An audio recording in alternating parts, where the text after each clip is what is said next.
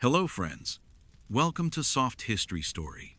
Today, we're going to take you to a Victorian house. But it won't be a chill, but a dangerous adventure. Now we'll begin. Imagine, just for a moment, that you've woken up in a grand Victorian home.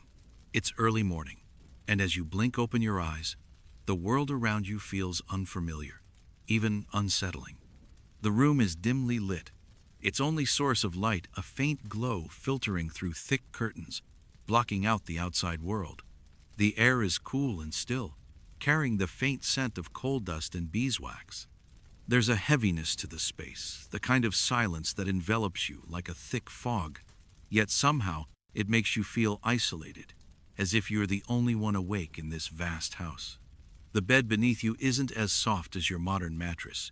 Instead, it's lumpy, the uncomfortable feel of horsehair pressing against your back, a reminder that comfort wasn't always a guarantee, even for the wealthy.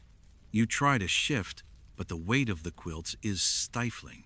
There's no gentle hum of electronics, no glow of streetlights creeping through the blinds like you're used to. This is proper darkness, the kind that wraps around you with an almost suffocating embrace. As you sit up, the chill of the room makes itself known, creeping up your spine, reminding you that despite the lavish furnishings, you are far from the warmth and convenience of the modern world you know. You're thrust into a place where the beauty of your surroundings hides the hidden dangers lurking in every corner. Now, take a moment to think about your own home, your modern home. Central heating, memory foam mattresses, hot water on demand, and most importantly, the knowledge that your surroundings are relatively safe. You probably don't worry about gas leaks, arsenic in the wallpaper, or poisonous milk in your fridge. In fact, the idea of a home that's as beautiful as it is dangerous seems absurd. And yet, that was the reality for those who lived in Victorian times. Despite their wealth, despite their grand homes and fine clothes, the Victorians lived in a world filled with hidden hazards, dangers that, if you were to experience them now, you'd be shocked by the lack of awareness. The wealthiest homes, the ones that looked the most inviting, were often the most perilous. Their beauty came at a cost, one that many, including the affluent themselves, didn't fully realize. Now that we've set the scene, take a moment to relax. Find a cozy spot where you can settle in and let your body sink into whatever surface you're lying on. Let your mind ease into the story ahead. Tonight, we're going to step back into the past and uncover the hidden dangers that lurked in the seemingly perfect world of the Victorians. I know it's easy to get lost in the idea of a beautiful, extravagant home with ornate furniture and grand staircases. But behind those polished surfaces lies a world of unexpected risks.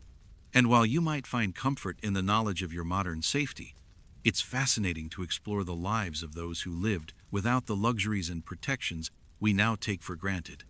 As we take this journey, you'll begin to see what was lurking beneath the surface, the dangers the Victorians never knew were there, hidden in plain sight. From the very air they breathed, to the food they ate, to the structures they built, danger was always just a step behind their lavish lifestyles. You'll soon realize that, even in their finest moments, they were living in a world full of unseen threats. So let's dive deeper into their world and discover what it would be like to live in a Victorian home where the beauty of your surroundings often came at the cost of your health, and the luxury you enjoyed was, in many ways, a silent threat. If you're ready to explore this strange, fascinating world with me, I'd love for you to stay along for the journey. If you're enjoying the story, please like, share, and subscribe to continue following along. I'd love to hear where you're listening from, so feel free to drop a comment with your location. It's always a pleasure to know how far our little stories travel. So, relax, unwind, and let's discover the hidden dangers that lurk behind the luxurious facades of Victorian homes. Waking up in a Victorian bed isn't quite the comforting experience one might expect from the grandeur of the time. Your eyes flutter open, but it isn't the gentle glow of a modern bedroom you're greeted with. Instead, the room feels dense with history, thick with the remnants of a world that, despite its wealth, seems to have forgotten about the simple comforts we often take for granted today. It is a world where the walls are heavy, The air is cold, and luxury exists side by side with discomforts you can't even begin to fathom. The moment you try to move, you realize something isn't right. The mattress beneath you shifts uneasily, and with every small movement, a faint rustle fills the air. This isn't the smooth memory foam mattress you're used to. No, this is something far more primitive, a horsehair mattress, lumpy and uneven, encased in ticking fabric that scratches against your skin. The springs poke through in places, sharp and intrusive, digging into your back as you shift, seeking some semblance of comfort. It's as if the bed was designed to remind you of the difference between wealth and comfort. The horsehair mattress, although expensive in its time, offers no reprieve from the hard reality of Victorian life, where luxury wasn't always synonymous with comfort. You attempt to sit up, feeling the strain of the cold, hard surface against your body. The weight of the wool blankets around you seems to press down with a certain heaviness that matches the oppressive chill in the room. Despite being thick and plentiful, these blankets do little to protect you from the frigid air. The temperature is shockingly low for such a lavish room, and you can see your breath rise in small, misty clouds as you exhale into the thick, stagnant air. There is no central heating here, no modern radiators or quiet hums of climate control. Instead, you are left with the remnants of an old-fashioned heating system, the fireplace that probably hasn't been lit for hours. Even the wealthiest Victorians, it seems, couldn't escape the biting cold of winter mornings. The air feels heavy with the weight of it all, the smell of wood, smoke, coal dust, and something faintly musty that lingers in the corners of the room. The scent of beeswax candles and linseed oil mixes with the chill, creating an atmosphere that feels as though the room itself is holding its breath. It's not unpleasant, but it's distinctly foreign, unfamiliar, in a way that makes you realize just how far removed you are from the world of modern comforts. There are no soft streetlights shining through the blinds, no hum of electronics in the background. This is a world where darkness reigns until the fire is stoked, and even then, warmth is scarce. You slowly shift, trying to rise from the bed, but the effort is met with resistance. The blankets are heavier than expected, a thick mass of wool that clings to your body, adding yet another layer to the discomfort. The bed creaks as you sit up, the springs groaning beneath you. There is no smooth transition from lying down to standing, no comfortable ease as the mattress adjusts to your weight. Every movement feels awkward, as if the very bed is designed to fight your attempts at comfort. It's hard to imagine how anyone could rest in such an environment for an entire night. The luxurious appearance of the room, the velvet curtains, the fine wooden furniture makes you think that this should be the pinnacle of comfort, but the reality is far more stark. The bed, despite its apparent grandeur, is a harsh reminder that wealth didn't guarantee rest. The floor, when your feet finally make contact with it, is equally unforgiving. Cold wood beneath your feet sends a shock of chill up your spine. There is no soft carpet here, no plush rugs to cushion the hard wood. Instead, the floor is bare, and the air is still so cold that the very boards beneath your feet seem to absorb the warmth from your body. It's a strange feeling, standing on a surface that feels both foreign and alien to the touch. It's hard to imagine how anyone could exist in such a place for long, without longing for the simple comforts of modern life, the soft plushness of a carpet, the gentle warmth of an electric blanket, or the gentle hum of central heating. As you stand there, trying to make sense of this strange new world, you can't help but marvel at the contrasts that surround you. The room is undeniably beautiful. The furniture is exquisite, the wallpaper ornate, the decor finely chosen. But despite all its visual appeal, it offers little in the way of comfort or convenience. The lavishness is apparent in the design, the rich wood of the furniture, the fine tapestries on the walls, and the antique light fixtures that once glittered with crystal. Yet, these beautiful details are hollow. They serve only as decorations, carefully curated to give the illusion of comfort. And in the morning, as the cold of the room sinks deeper into your bones, you realize that beauty and warmth are two things that didn't always go hand in hand in the Victorian world. You move toward the washstand, the small basin of water glinting in the dim light. The mirror, although clearly expensive in its time, is distorted, the glass warped in a way that makes your reflection appear strange and unrecognizable. The fire has taken the edge off the cold, but it's still chilly in the room, and your breath forms visible clouds of condensation as you splash water on your face. The soap, a hard yellow bar that smells strongly of lye, does little to improve the experience. The water is cold, and the towel, rough and scratchy, feels abrasive against your skin. There is no modern convenience here. No hot water running from a tap at the press of a button. No heated towels awaiting you as you finish your morning routine. You are left to make do with whatever has been set before you, doing your best to navigate a world that lacks the little luxuries we often take for granted. As you look around the room, you can't help but notice the stark contrast between the opulence of the space and the discomfort it imposes on your body. The walls are adorned with ornate wallpaper, deep green and gold accents dancing across the surface. The patterns are stunning, yet the wallpaper is likely filled with arsenic, a deadly element the Victorians used to create that vibrant green hue. It's almost as if the beauty of the room is part of the danger, a stunning facade that masks the hidden perils beneath. The fireplace, designed for warmth, seems to be more about aesthetics than practicality. Even the furniture, while ornate and intricately designed, feels stiff and unforgiving, far removed from the softness of modern cushions or plush, ergonomically designed chairs. You glance down at your clothing, layers upon layers of fabric. The corset, tight and constricting, presses against your ribs, making it difficult to breathe. The petticoats and skirts feel heavy, each layer weighing you down, as though the very act of dressing is a performance of its own. The fashion of the time, though beautiful, is impractical. The Victorian ideal of beauty, with its emphasis on tiny waists and voluminous skirts, comes at a great personal cost. It's hard to imagine living in such an uncomfortable world every day, where even the simple act of dressing requires assistance, where the clothes you wear serve as both a symbol of your wealth and a constant reminder of your limitations. This, it seems, is the paradox of Victorian life, a world where luxury and discomfort exist in constant tension, where beauty and danger go hand in hand. The wealth of the era is evident in the lavishness of the surroundings, but it's also clear that comfort and ease were not priorities in the same way they are today.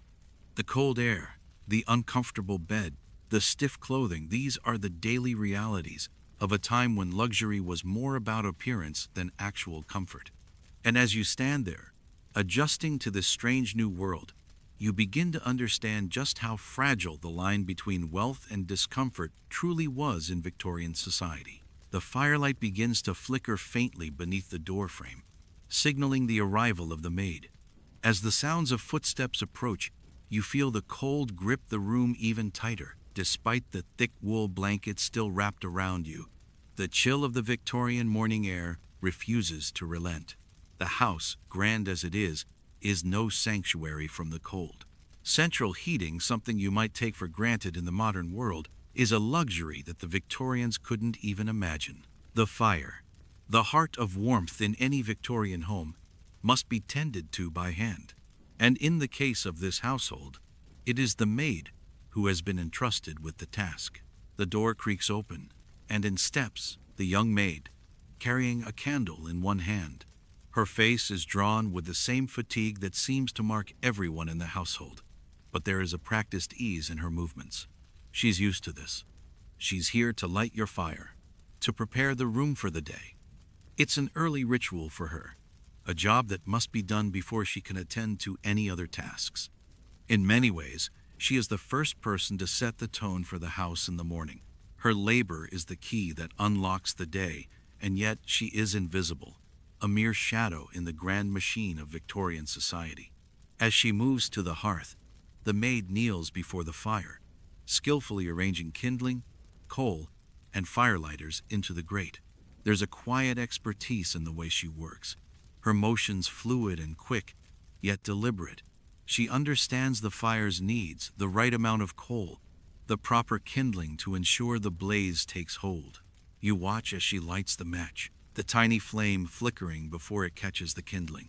Slowly, the fire grows, small sparks crackling, as the warmth begins to rise, filling the room with a soft glow. For a moment, you allow yourself to enjoy the sight, the fire growing in strength, its warmth spreading slowly across the room, a stark contrast to the cold that had seeped into your bones moments before. But as you sit there, still tucked beneath the blankets, you realize the effort involved in this simple act of staying warm. It's a laborious task, one that requires energy, preparation, and constant attention. The maid must haul coal up from the cellar, where it's stored in large bins, and kindle the fire with a delicate hand, ensuring that it will burn throughout the day. The fire might be the lifeblood of the household, but it is also a stark reminder of the social divides that permeate Victorian life. The maid, a servant who will never enjoy the luxury of waking up to warmth and comfort, is tasked with keeping you, the privileged member of the household, safe from the cold. She doesn't get to relax and enjoy the warmth the fire provides, at least not until the work is done. While you lie in bed, safe and warm, she is the one who toils serving you, making your life easier without a thought for her own comfort. As she works, you are struck by the difference in your roles. She is no stranger to the demands of physical labor, hauling coal, hauling kindling, and building the fire, but you have no idea what it takes to meet these challenges. You have been born into wealth, and with that privilege, you have no conception of the effort it takes to keep the house warm, to ensure that the fire burns through the night and into the morning. While you will move on to a day of leisure, likely filled with social visits, tea, or even the occasional walk, she will spend her day tending to your every need, ensuring that your comfort is maintained, all while her own comfort remains secondary. The maid's morning task of lighting the fire is just one small piece of the intricate puzzle that is the daily routine in a Victorian household. As she stands and dusts off her apron, having completed the task, she moves silently toward the door. Before leaving, she casts one final look toward you, a quick and respectful curtsy, signaling her readiness to move on to the next task in the long list of duties awaiting her. You nod, acknowledging her work, but it's impossible to ignore the weight of the unspoken reality that her labor is invisible, hidden behind the grandeur of your life. The luxury you are about to indulge in, the warmth of the fire, the comfort of your bed, the ease of your morning routine, is all made possible by her hard work. You pull yourself from the bed, careful not to disturb the delicate balance of the blankets and quilts, and make your way toward the fire. The warmth now radiating from the hearth, the heat feels comforting, though it took so much effort to achieve.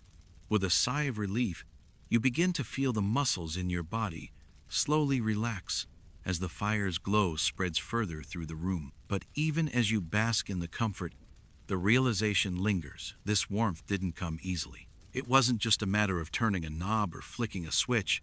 This warmth was earned. The maid's work is what brings you this comfort, and she won't be able to rest until every corner of the house has been tended to. As you stand before the fire, the sound of crackling logs fills the space, a soothing accompaniment to the silence of the morning. You look out through the window to the world outside, a foggy, cold morning that seems to stretch endlessly in every direction. The beauty of the Victorian home surrounds you, from the rich tapestries to the polished furniture, but it's hard not to notice the raw disparity between the elegance of the room and the effort it takes to maintain it. The idea of comfort in the Victorian age was a fragile illusion, one that required constant upkeep. The lavish curtains, the fine upholstery, the plush chairs, and the warm fireplaces, they are all the result of labor, but it is not your labor. It is the labor of servants, those hidden figures who work behind the scenes to create the world you enjoy. The disparity between your world of leisure and their world of toil is undeniable, yet it's easy to overlook when you're in the middle of enjoying the fruits of their labor. As the fire grows and the warmth envelops you, a quiet contemplation settles in. You wonder, briefly, how long the maid will go without a break, how long it will take for her to finish her chores and allow herself a moment of rest. You will never know.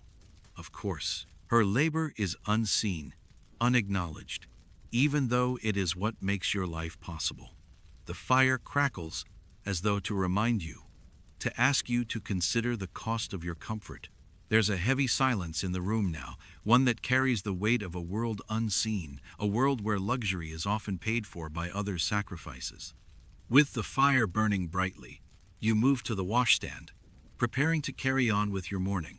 The water is cold, the towel scratchy, the soap rough, but you've already forgotten the discomfort.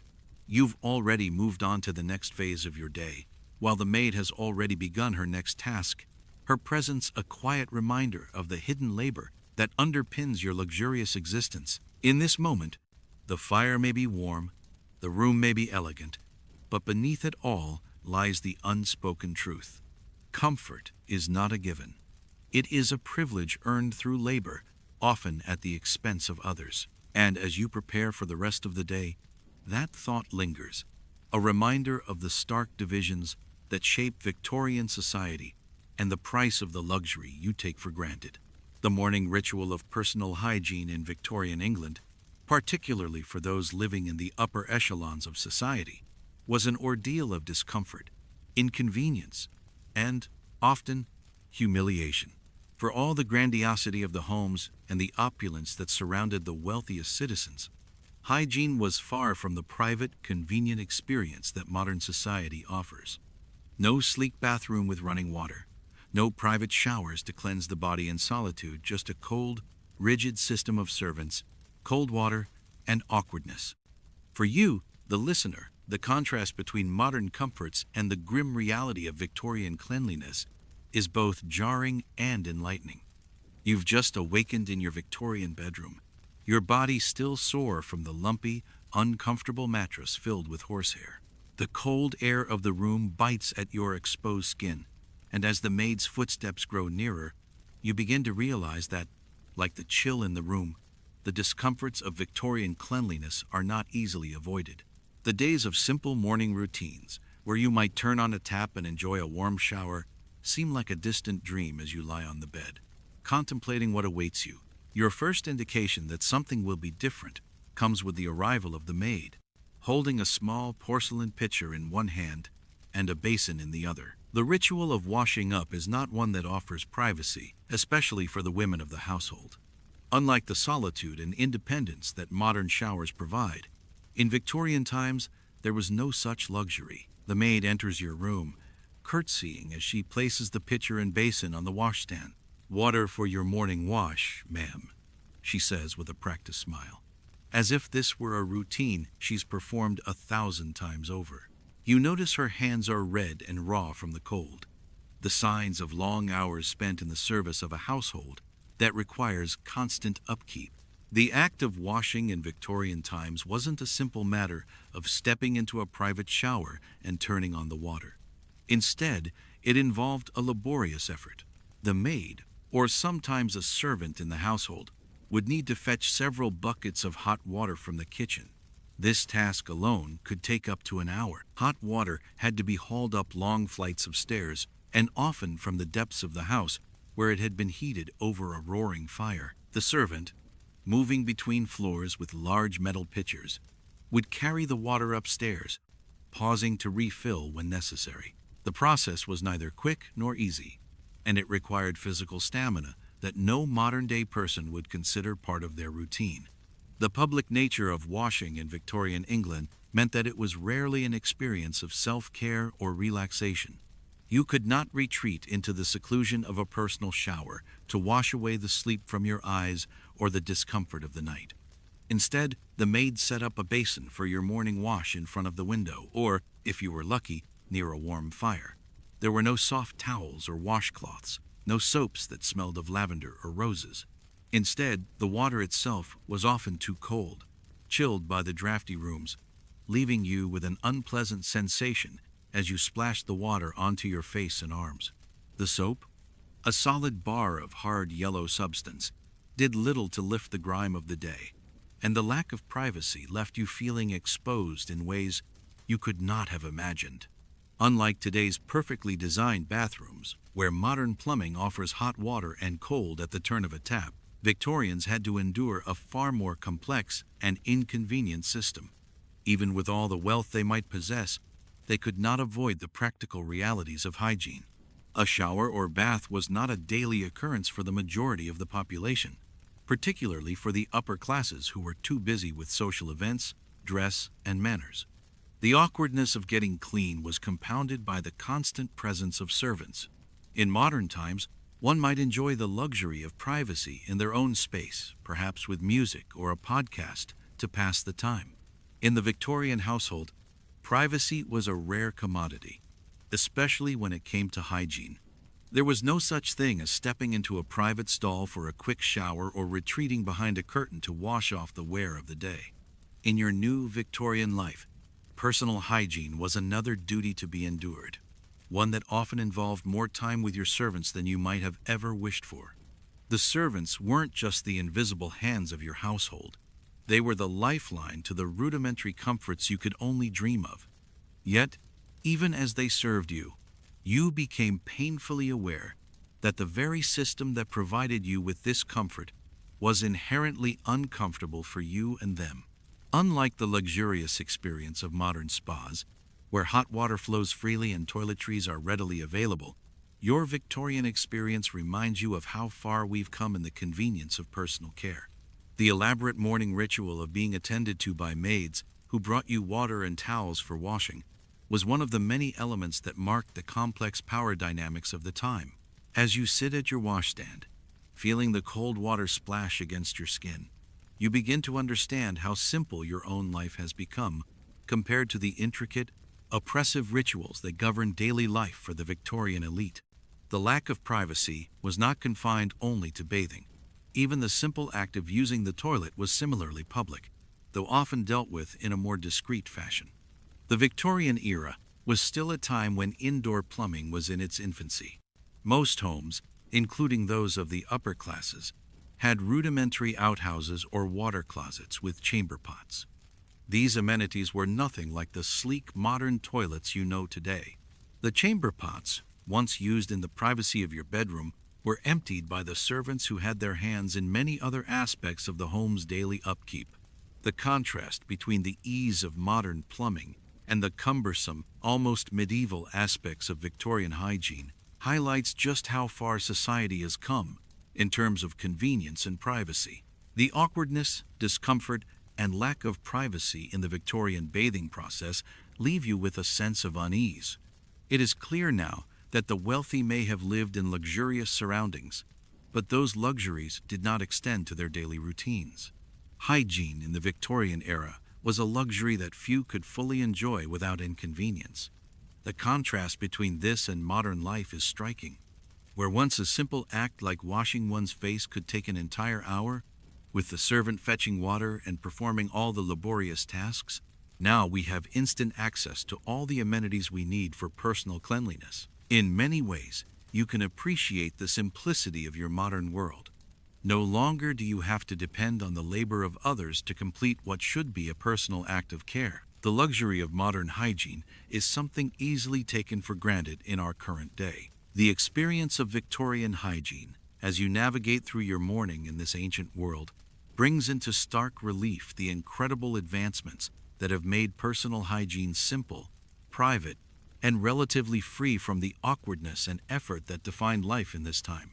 As you finish your morning wash, reflecting on the complexity of the act, you start to see the Victorian era not just as an age of elegance, but as one fraught with hidden dangers, discomforts, and inconveniences that, today, we have long since outgrown. And perhaps, in your moment of reflection, you begin to understand just how far modern society has come in making these basic rituals of self-care, once so entwined with class and effort, an effortless part of our daily lives.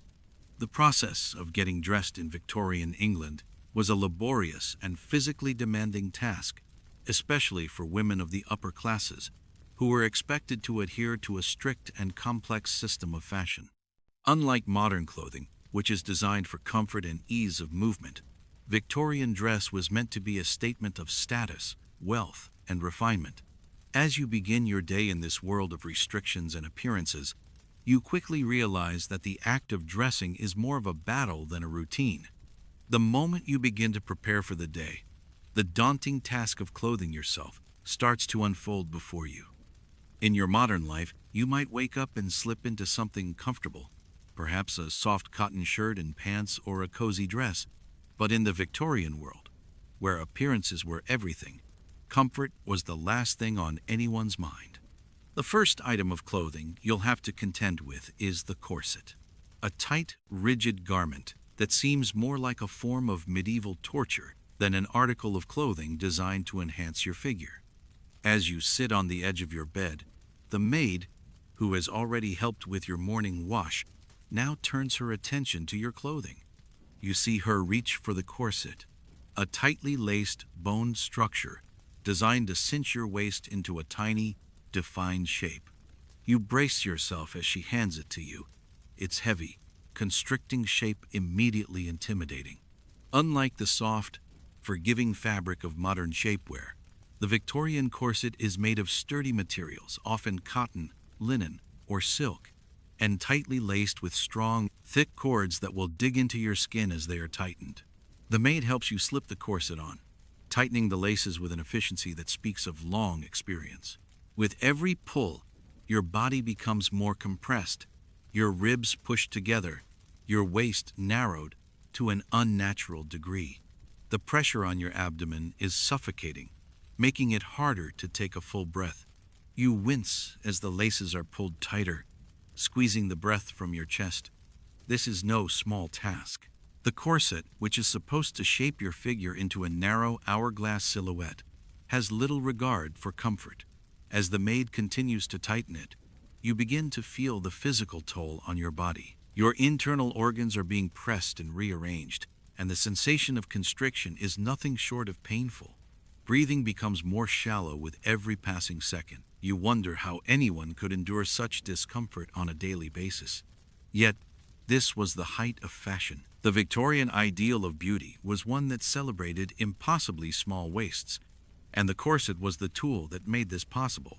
But the cost of this ideal was steep. The pressure on your lungs and stomach makes it increasingly difficult to take a full breath, and the constant pressure on your body can lead to long-term health problems. Internal organ displacement, digestive issues, and even fainting spells were common complaints among women who wore corsets for extended periods. The physical toll was often ignored in favor of the appearance of refinement and grace.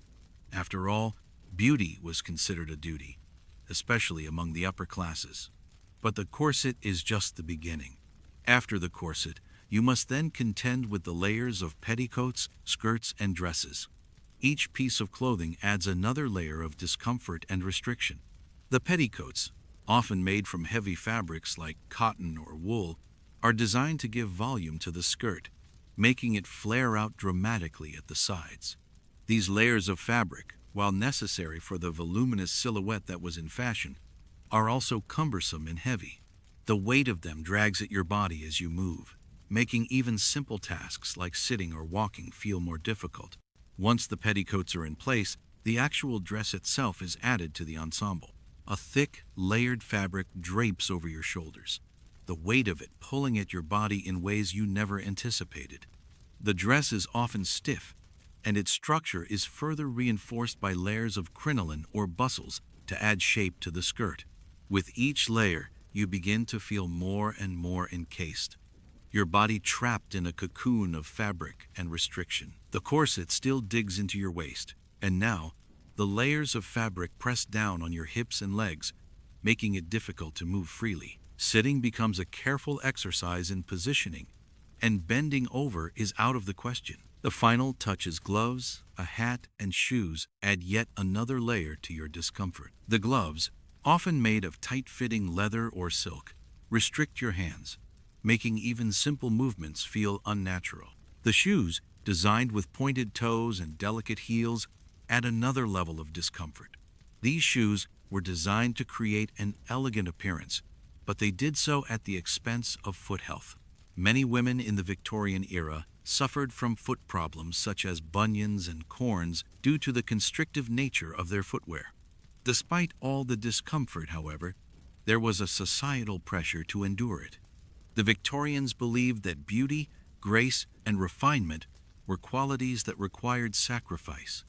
Women were expected to wear these constricting garments with poise and dignity, no matter the physical toll it took on their bodies. The ability to endure the discomfort of the corset and the layers of clothing was seen as a sign of a lady's strength and refinement. To complain about it was seen as improper or unladylike. This expectation, along with the physical toll of the garments, contributed to the broader societal expectation that women should be silent about their pain and discomfort. Even as the maid finishes lacing the corset, you feel the weight of societal expectation pressing down on you. You know that this is what is expected of you, that beauty and refinement require these sacrifices. But the cost is clear. Your body, once free to move with ease, is now encased in layers of fabric and tight lacing. Your movements restricted and your breath shallow. The discomfort is constant, a reminder of the rigid expectations that come with wealth and status in this Victorian world. As you look at yourself in the mirror, you can see the dramatic effect that clothing has on your silhouette. Your waist is impossibly small, the sharp curve of your hips accentuated by the fullness of your skirt. You look every bit the ideal of Victorian beauty. But as you stand there, taking in the sight, you can't help but wonder, at what cost does this beauty come? The discomfort you feel, the inability to move freely, the pain in your chest from the corset. It's all a reminder of the price women had to pay for the privilege of living up to societal expectations. But this wasn't just about physical discomfort. It was about status and identity. Your clothing, while uncomfortable and restrictive, tells the world who you are. It announces your wealth and your place in society. The ability to wear these layers of fabric, to endure the discomfort, was a privilege that only the wealthy could afford. It was a visible sign of your status, a constant reminder that you were part of an elite class that could afford to maintain these standards of beauty and refinement. As you make your way to the breakfast table, the weight of your dress dragging at you, you can't help but feel a sense of frustration. The layers of fabric, the tight corset, the heavy shoes, all of it is a physical burden, one that you must endure to fit in, to live up to the standards set by society. And yet, despite the discomfort, you walk with your head held high, knowing that your appearance is the only thing that matters in this world. This is the reality of the Victorian elite, where beauty, wealth, and status come at the cost of personal freedom and comfort. As you sit down to breakfast, the final layer of your attire complete, you can only reflect on the paradox of it all. The lavishness of your world, the luxury of the home you inhabit, the servants at your service, it all exists alongside the physical and emotional toll it takes to maintain this lifestyle. The layers of clothing are just one aspect of a much larger system of societal expectations that women in the Victorian era were expected to endure. It is a world of beauty, refinement, and sacrifice, a world where appearances are everything and comfort is secondary. In the world of Victorian opulence, where grand furniture, intricate wallpapers, and glittering chandeliers adorned every room, there was one area where wealth and refinement seemed to falter: the bathroom. Unlike the modern conveniences we often take for granted today, the Victorian era's approach to sanitation was far from glamorous. Even in the grandest of homes, the bathrooms, if they could even be called that, were a far cry from the comforts of our contemporary bathrooms with their heated floors, automated systems, and running water at the turn of a tap. You've just gotten dressed in the layers upon layers of Victorian clothing, a suffocating corset pinching at your ribs, and you're trying to adjust to the many oddities of the era. After enduring the tightness of your dress and the discomfort of the corset, you feel a familiar pressure building, signaling it's time to relieve yourself. And now, your next challenge awaits: the Victorian toilet, or rather, the lack of one, as we would recognize it today. The first option in your Victorian home would be the chamber pot, a rather unromantic and unsophisticated piece of equipment, often tucked away discreetly under the bed or placed beside a dresser. You're reminded that despite all the grandeur and elegance of the furnishings, this is what they had to work with: a chamber pot. The very thought of using it makes you squirm in discomfort. There is no bathroom to retreat to, no flushable toilet to sit on with a sense of ease. Instead, you have this unceremonious pot, a small porcelain vessel that was a common sight in nearly every bedroom of the era. It is a practical solution, but one that is deeply inconvenient and uncomfortable. At night, the chamber pot served as a nighttime necessity, a somewhat intimate and private place where you, or any other member of the household, would conduct their business in the dark hours. In the morning, the servants would come to collect and empty it, a process as unrefined as it sounds. And here lies the stark contrast between the world of beauty, luxury, and privilege that surrounds you and the unseemly realities of living in the Victorian era. You realize that despite the well-polished floors, the fine china, and the delicate lace curtains, this was the reality of personal hygiene for those who lived in this period, especially during the night. But perhaps your Victorian house is a little more modern than most.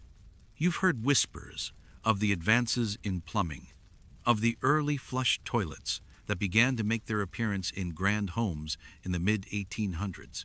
You imagine that perhaps, just perhaps, you might be fortunate enough to have one of these marvels. After all, wealth should come with some advantages, right? With cautious hope, you venture toward the bathroom, which, for all its Victorian grandeur, is still not quite what you'd expect. You step into a small, cramped room, nothing luxurious or spacious here, just a basic space for the necessities of life. At first glance, it appears to be a typical modern bathroom. But as you inspect further, you quickly realize that it is nothing like the comfort and efficiency we are used to today. The flush toilet you encounter is a novelty, but it is far from perfect. While you might find it exciting to imagine modern plumbing in a house of this age, the reality is a bit less appealing. The toilet is still rudimentary by our standards. Positioned in front of you is a simple wooden seat perched atop a ceramic bowl. The flush mechanism, while a step forward, is awkward, requiring you to pull a chain or turn a valve connected to an overhead cistern filled with water. As you pull the chain, the sound of the water rushing through the pipes is loud, yet you wait in suspense, unsure of how much of the contents will actually be flushed away. It's a far cry from the seamless operation of modern toilets, where all it takes is a single push of a button and everything is disposed of automatically. Here, there is a sense of uncertainty each time you pull the chain, wondering whether the flush will be sufficient or if you'll be faced with an unpleasant situation. There is no quiet, reliable mechanism that ensures everything will be taken care of with a single, effortless motion. Instead, you face the reality of a system that is still in its infancy. Moreover, the lack of modern plumbing throughout the house further compounds the inconvenience. While you may be fortunate enough to have an early flush toilet, the reality is that water and waste systems were still rudimentary and largely disconnected. Hot water was not readily available, so servants would need to carry water from the kitchen to fill the cistern for the toilet's operation. The pipes themselves were often poorly installed, causing issues with leaks, clogged systems, and poor waste disposal. Even wealthy homes, which had the funds to install the latest innovations, still dealt with a lack of reliable plumbing. The system was still experimental, and the risk of water contamination, unpleasant smells, and leakage were ever-present concerns. The absence of true privacy adds yet another layer of discomfort. In a modern bathroom, you can expect the luxury of seclusion private space, where you can tend to your personal business without interruption. In Victorian times, however, privacy was a luxury not easily afforded. Often, the toilets were located in separate rooms, but even those rooms were shared by the household staff. If you were in a larger home with multiple servants, there was always the chance that someone would knock on the door to fetch a servant, delivering an unwelcome interruption. Servants, too, often had to wait their turn in the same cramped and uncomfortable spaces, creating awkward social dynamics that reinforced the strict hierarchies of Victorian society. The discomfort of the Victorian toilet experience is not merely physical, it's social and psychological as well. While modern bathrooms offer a private space to perform personal tasks, The Victorian era did not allow for such autonomy. There was always a sense of being watched, or at least aware that your actions were being scrutinized, whether by servants, family members, or even neighbors. The use of the chamber pot was private, yet it was a reminder that even in the most intimate moments, you are not entirely alone. And if you happen to visit a public space, the experience worsens. Public toilets were often filthy and overcrowded. Many cities lacked adequate public sanitation infrastructure, meaning that people often had to wait in long lines for a spot at a basic outhouse. The conditions were cramped, unsanitary, and far from the quiet, clean facilities we enjoy today. These public conveniences were often plagued by bad odors, poor ventilation, and a general lack of cleanliness that made using the restroom an unpleasant and public experience. This discomfort and awkwardness are further exacerbated by the lack of modern knowledge about hygiene. Though the Victorians were increasingly aware of disease and infection, they did not yet understand the full impact of sanitation on public health. In fact, many homes, even those of the wealthy, still lacked knowledge of the importance of thorough cleaning and waste disposal. Many homes were prone to infestations of insects like rats and cockroaches, especially in areas near the kitchen, where food scraps would be left for the servants to dispose of. In a world where hygiene practices were far from optimal, you realize that your modern home, with its convenient plumbing, water treatment systems, and personal privacy, is a luxury that the Victorians could only dream of. The discomfort of their toilets and unsanitary conditions was part of their daily lives, and even those of the wealthiest families were not immune to it. It's a humbling realization that the privileges we now take for granted, private bathrooms, running water, and advanced sanitation systems, are the result of centuries of evolution in public health and hygiene practices. The Victorian toilet, whether the chamber pot or the rudimentary flush model, serves as a reminder of the discomforts and challenges that defined everyday life during this period. Despite the outward appearance of wealth and sophistication, the Victorians lived in a world where even basic comforts, such as using the restroom, were fraught with inconvenience, discomfort, and danger. So, as you sit and consider how far we've come in terms of sanitation, you can't help but feel a sense of gratitude for the convenience and cleanliness that modern plumbing has brought us, allowing us to enjoy the simple luxury of privacy, comfort, and ease in our daily lives. As you continue to explore the opulent Victorian home, you can't help but admire the aesthetic beauty that fills the space. The ornate wallpapers, delicate patterns, and deep hues of emerald green draw your attention. It's easy to get lost in the splendor of these richly decorated rooms, where every wall seems to tell its own story of Victorian refinement and wealth. Yet, lurking within these seemingly perfect walls is a dangerous secret, one that, in the grandeur of the time, was entirely unbeknownst to the people who lived in these homes. The vibrant green wallpaper, so popular in the era, is not just a decorative element, it's a symbol of the period's fascination with color and beauty. It's a shade that feels alive, vibrant, and full of life, almost as if it were glowing from within. The Victorians, enamored with the luxurious nature of these colors, didn't just use this wallpaper sparingly. Entire rooms were covered with it.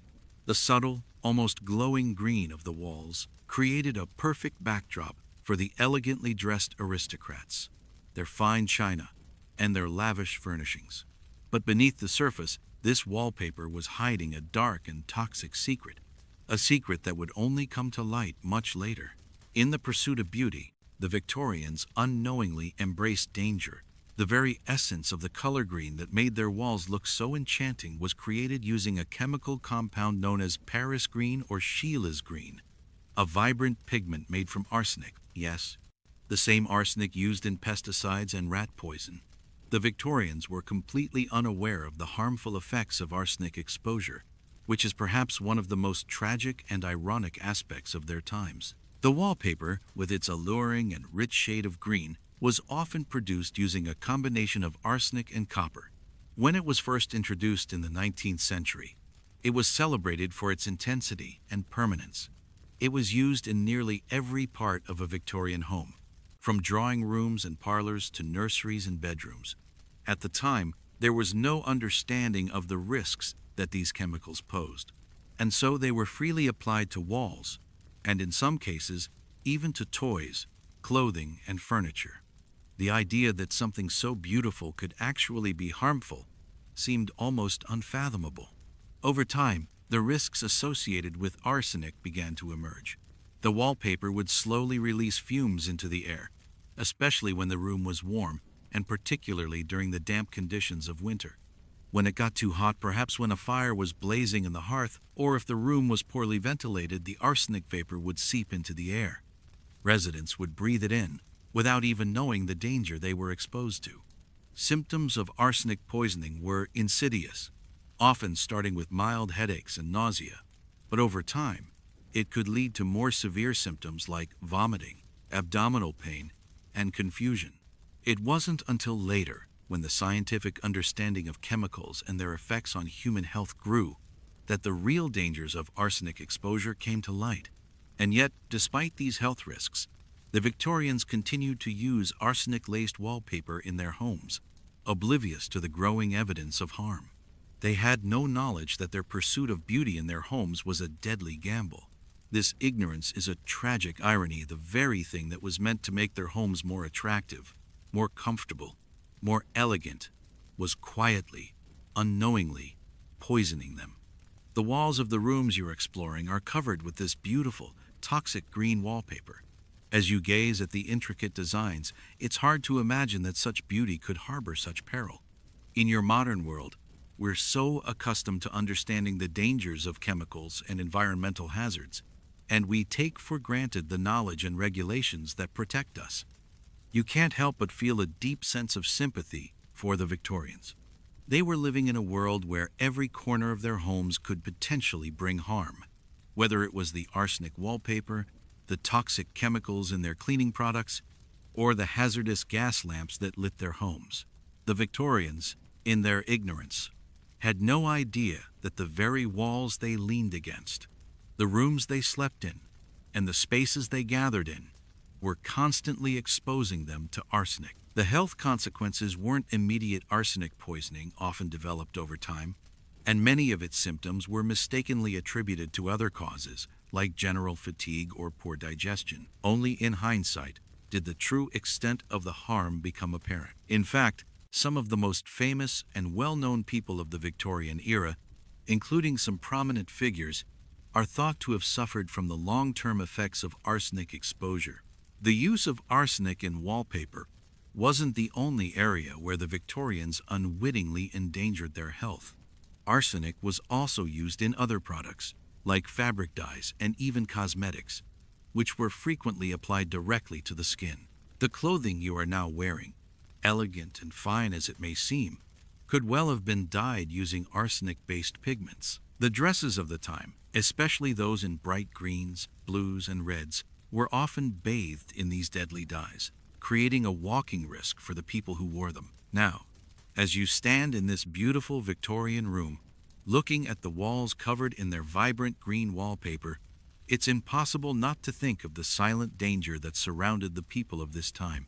The Victorians were not foolish or reckless. They simply did not have the knowledge we now take for granted.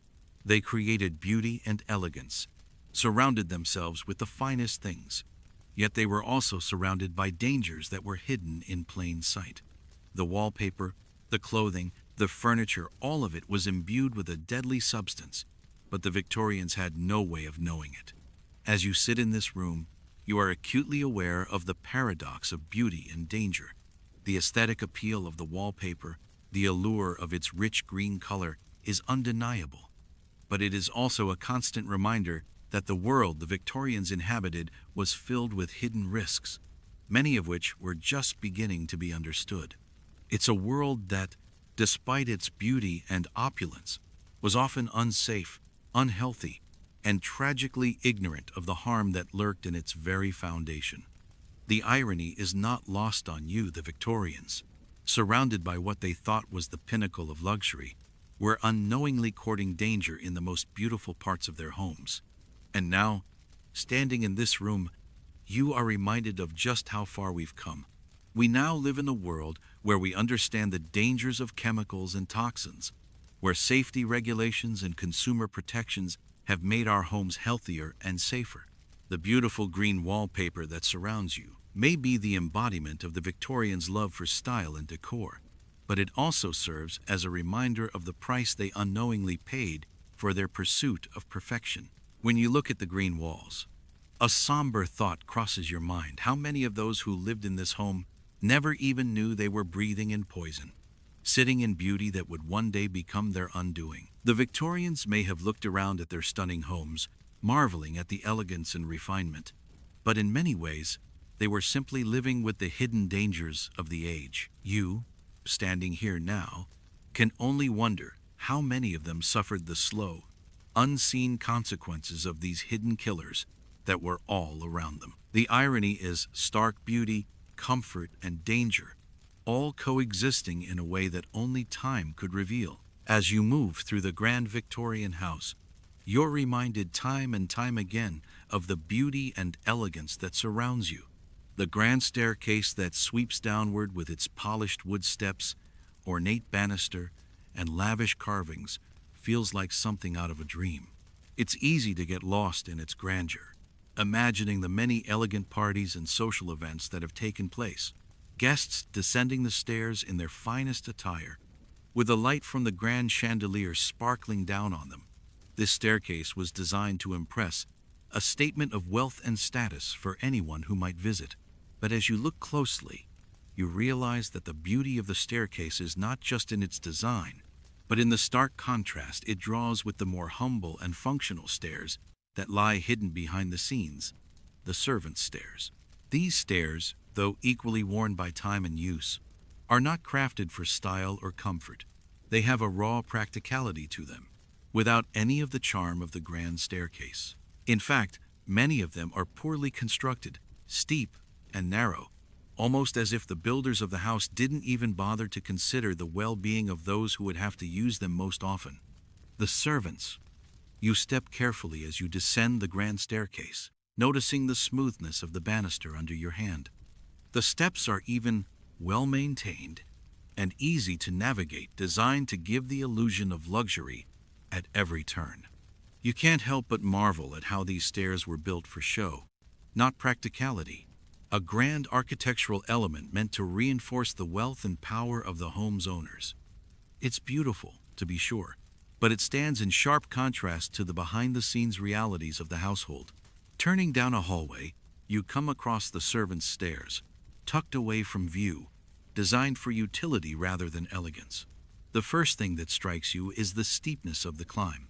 The stairs are narrow and creaky, the wood worn smooth from years of foot traffic. It's easy to see how one misstep could result in a fall, perhaps a dangerous one. These stairs are uneven, the steps varying in height and width, making it difficult to find a steady rhythm as you climb. There's no banister here, and the walls around you are plain, not adorned with rich carvings or wallpaper. The lighting is dimmer, and you can almost feel the chill in the air as you navigate the steep steps.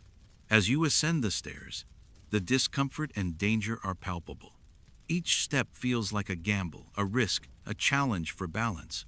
The stairs feel as though they were constructed with the bare minimum in mind. It's a sharp contrast to the polished, refined appearance of the main staircase, meant for the eyes of guests and the family. There's no grandeur here, no sense of pride or importance. These stairs exist solely to serve, to move people and things quickly from one part of the house to another, with no consideration for comfort, safety, or even design. The harsh reality of Victorian life is revealed in these small details, ones that are often overlooked by visitors and even the homeowners themselves. The servants who spend their lives climbing these stairs often carry heavy loads, buckets of water, coal, and food up and down from the kitchens, bedrooms, and cellars. The weight of their daily tasks is compounded by the physical toll of these poorly constructed stairs. One slip, one wrong move, and a fall could result in serious injury, perhaps even death. There's a grim irony to the fact that these stairs, built for the servants, were neglected and left in a state of dangerous disrepair, while the grand staircase, seen by visitors, was maintained with great care. And yet, the servants had no choice. These stairs were their daily reality, and despite their discomfort and danger, they were expected to climb them with speed and efficiency. There was no luxury, no relief, no consideration for their well-being as they ascended and descended these rickety, uneven steps.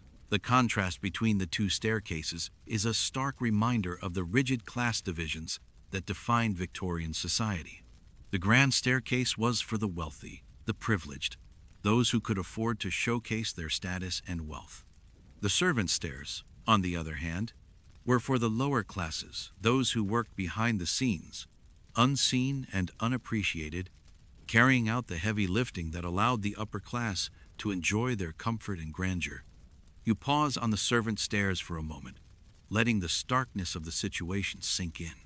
These stairs are more than just a means of getting from one floor to another. They are a symbol of the social hierarchy that permeates every corner of the Victorian home. The grand staircase is a visual representation of the wealth, power, and influence of the family who owns the house, while the servants' stairs are a silent, painful reminder of the social order that kept the wealthy insulated from the labor of those who worked for them. As you climb, the stairs creak under your weight, and you can't help but think about the hundreds, maybe thousands of servants who have walked up and down these steps over the years. Many of them probably never gave much thought to the danger they faced each day. After all, this was simply their life expected, accepted, and unavoidable. But now, standing on these stairs, you feel a deep sense of sympathy for those who were forced to endure this risk daily without any thought for their own comfort or safety. The Victorian home, though beautiful and grand, is full of these contradictions. Luxurious living for the privileged few and dangerous, grueling labor for the servants who sustained it all. It's easy to get lost in the grandeur of the main house, with its fine carpets, gilded furniture, and plush upholstery. But the reality for the servants, the people who kept the house running smoothly, was a different story altogether. It was one of discomfort, danger, and inequality. These hidden dangers, often overlooked, are the true cost of the opulence and luxury that defined Victorian life. The servants' stairs are a reminder that while wealth and comfort may seem synonymous with safety, the reality is far more complicated. The dangers faced by the lower classes were not only physical but social as well. These stairs were a barrier, a clear demarcation of where the servants belonged, away from the public eye and the lavish living of the family. There was no room for leisure or comfort for those who had to use these stairs. There was only work, risk, and a constant struggle to maintain the order of the household. While you make your way up the narrow, uneven servant stairs, you can't help but think about the many hidden dangers in this Victorian world. The poorly constructed stairs are just one of many hazards lurking within the walls of this grand house, and you begin to realize that, in the end, the beauty of the Victorian home came at a high cost, a cost borne by those who lived in the shadows, working tirelessly to keep up appearances for the wealthy, all while risking their own safety and well-being in the process. As you continue your exploration of the Victorian house, you can't help but notice the delicate glow of the gas lamps casting a warm, flickering light over the rooms. It seems like a small comfort, but a modern convenience by the standards of the time. Gas lighting, introduced in the early 19th century, was hailed as a revolutionary improvement. For the wealthy, it meant the ability to light their homes well into the evening without the hassle and mess of candles.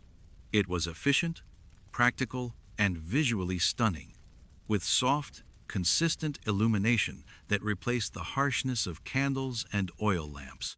The flickering of the gas flames almost adds a certain charm to the house, giving it a warm, inviting glow that accentuates the ornate decor.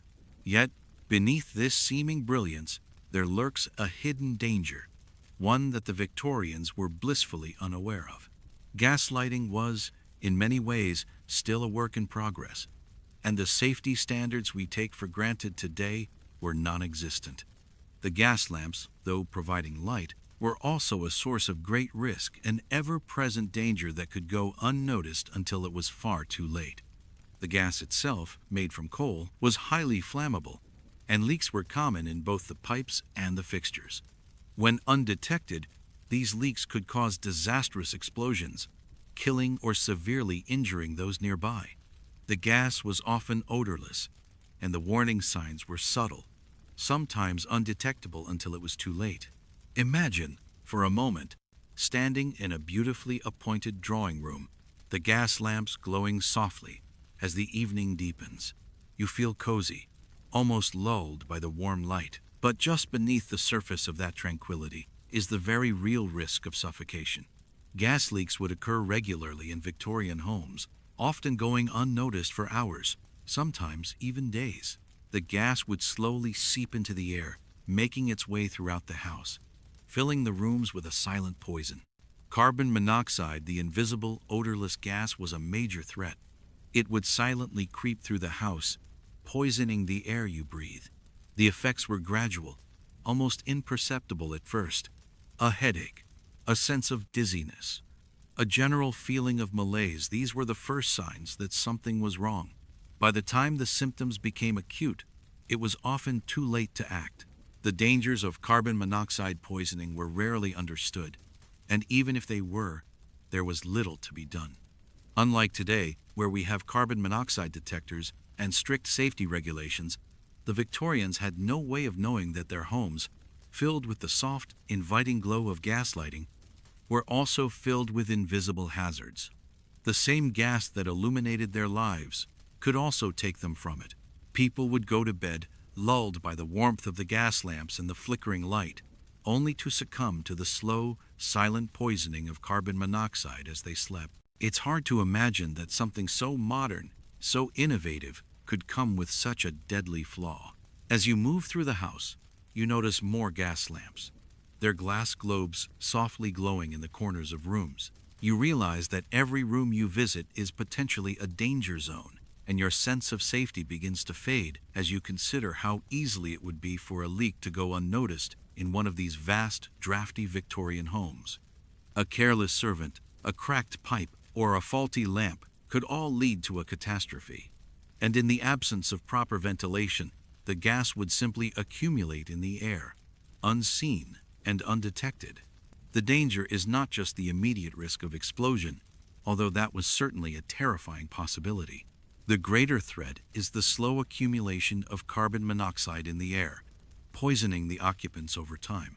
It's an invisible killer, one that was often underestimated in its lethality.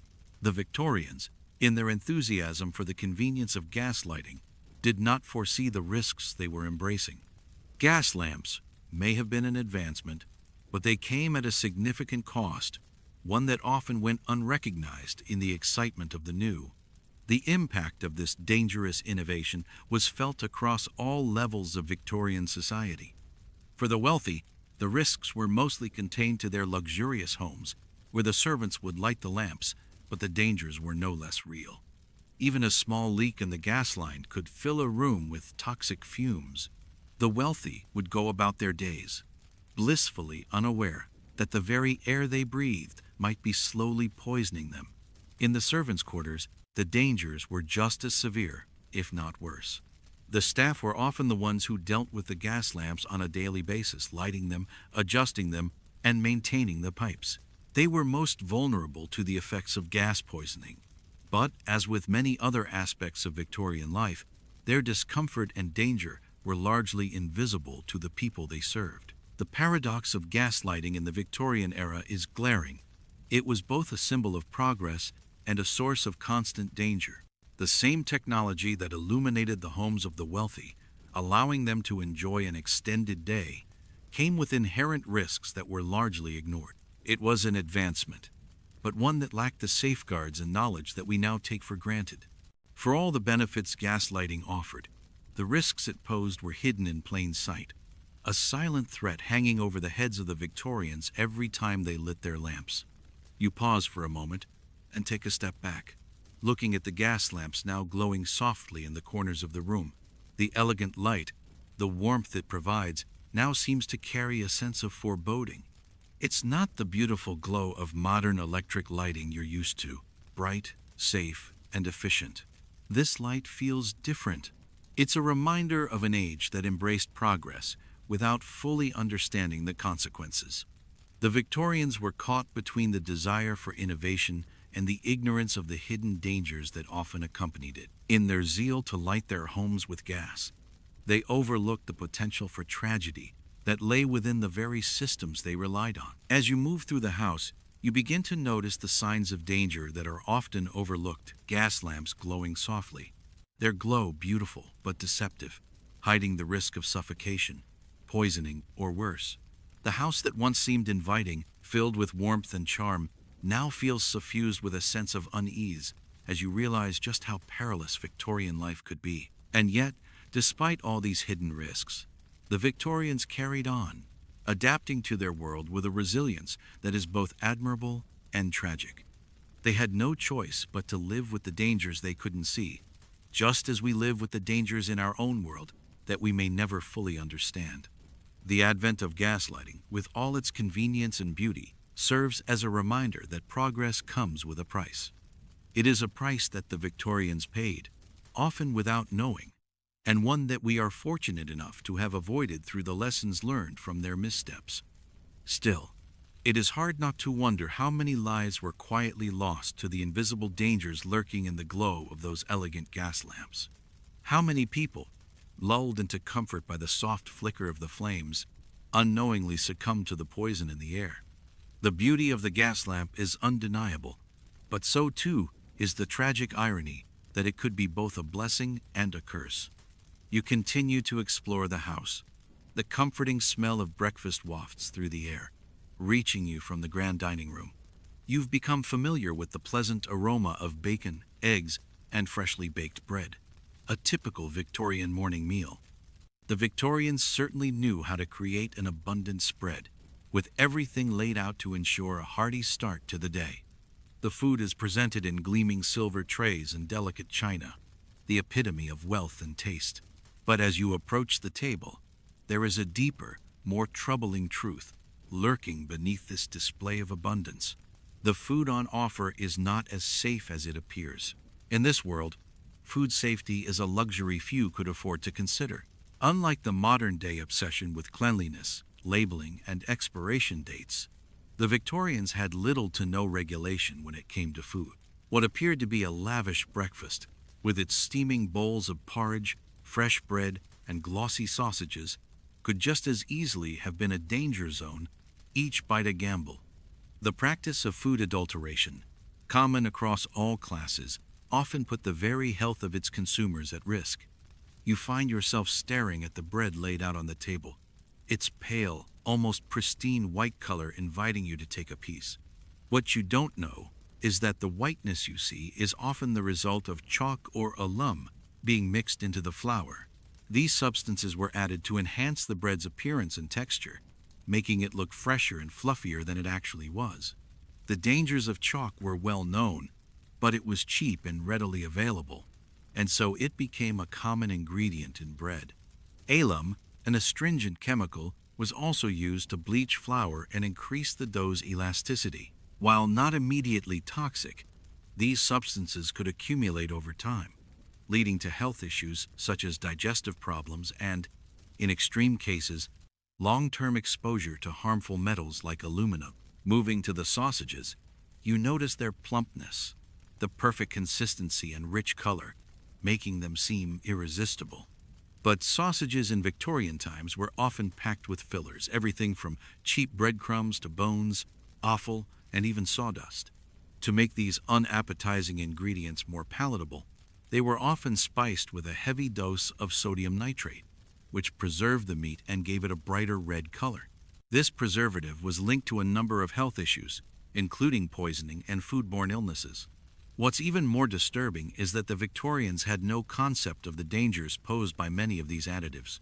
They ate what they were given, trusting in the quality and appearance of the food, blissfully unaware that what they consumed was potentially tainted or even dangerous. The Victorians also had a somewhat laissez-faire approach to food storage. with no refrigeration or modern preservation techniques to speak of. Milk was a staple, used in everything from coffee to porridge to desserts, but it was far from safe. Most milk came from local dairies, where sanitary standards were minimal at best. The practice of pasteurization had not yet been invented, and so milk was often unregulated, allowing harmful bacteria to proliferate. Many times, milk was contaminated with diseases such as tuberculosis or brucellosis, which could cause serious illness or even death. Worse still, milk often went sour quickly, especially in the warmer months. But that didn't stop it from being sold. In some cases, milk was even purified with dangerous chemicals like borax, which neutralized the taste of spoiled milk without addressing the underlying bacterial contamination. Thousands of children fell ill or died from consuming contaminated milk, and in a time before antibiotics or effective medical treatments, these deaths were tragically common. What's even more striking is that the Victorians had no way of recognizing the link between their food and the illnesses they suffered. They had no understanding of the role of bacteria or pathogens in foodborne illness. For many, the idea that food could make them sick was unthinkable, especially when they were surrounded by the best that wealth could buy. Yet, the reality was that the very food meant to nourish them could, in fact, make them gravely ill. Food was a gamble, each meal a roll of the dice, with no certainty of safety. As you sit down at the breakfast table, you feel a sense of unease settle over you. The food is still being served, the dishes laid out before you like treasures, but the knowledge of how dangerous they might be makes you hesitant. You think of the sausages, the milk, and the bread, knowing that what once seemed like an indulgence is now a potential risk to your health. You wonder how many Victorians, blissfully unaware, consume these items daily, their health slowly being undermined by the very substances meant to nourish them.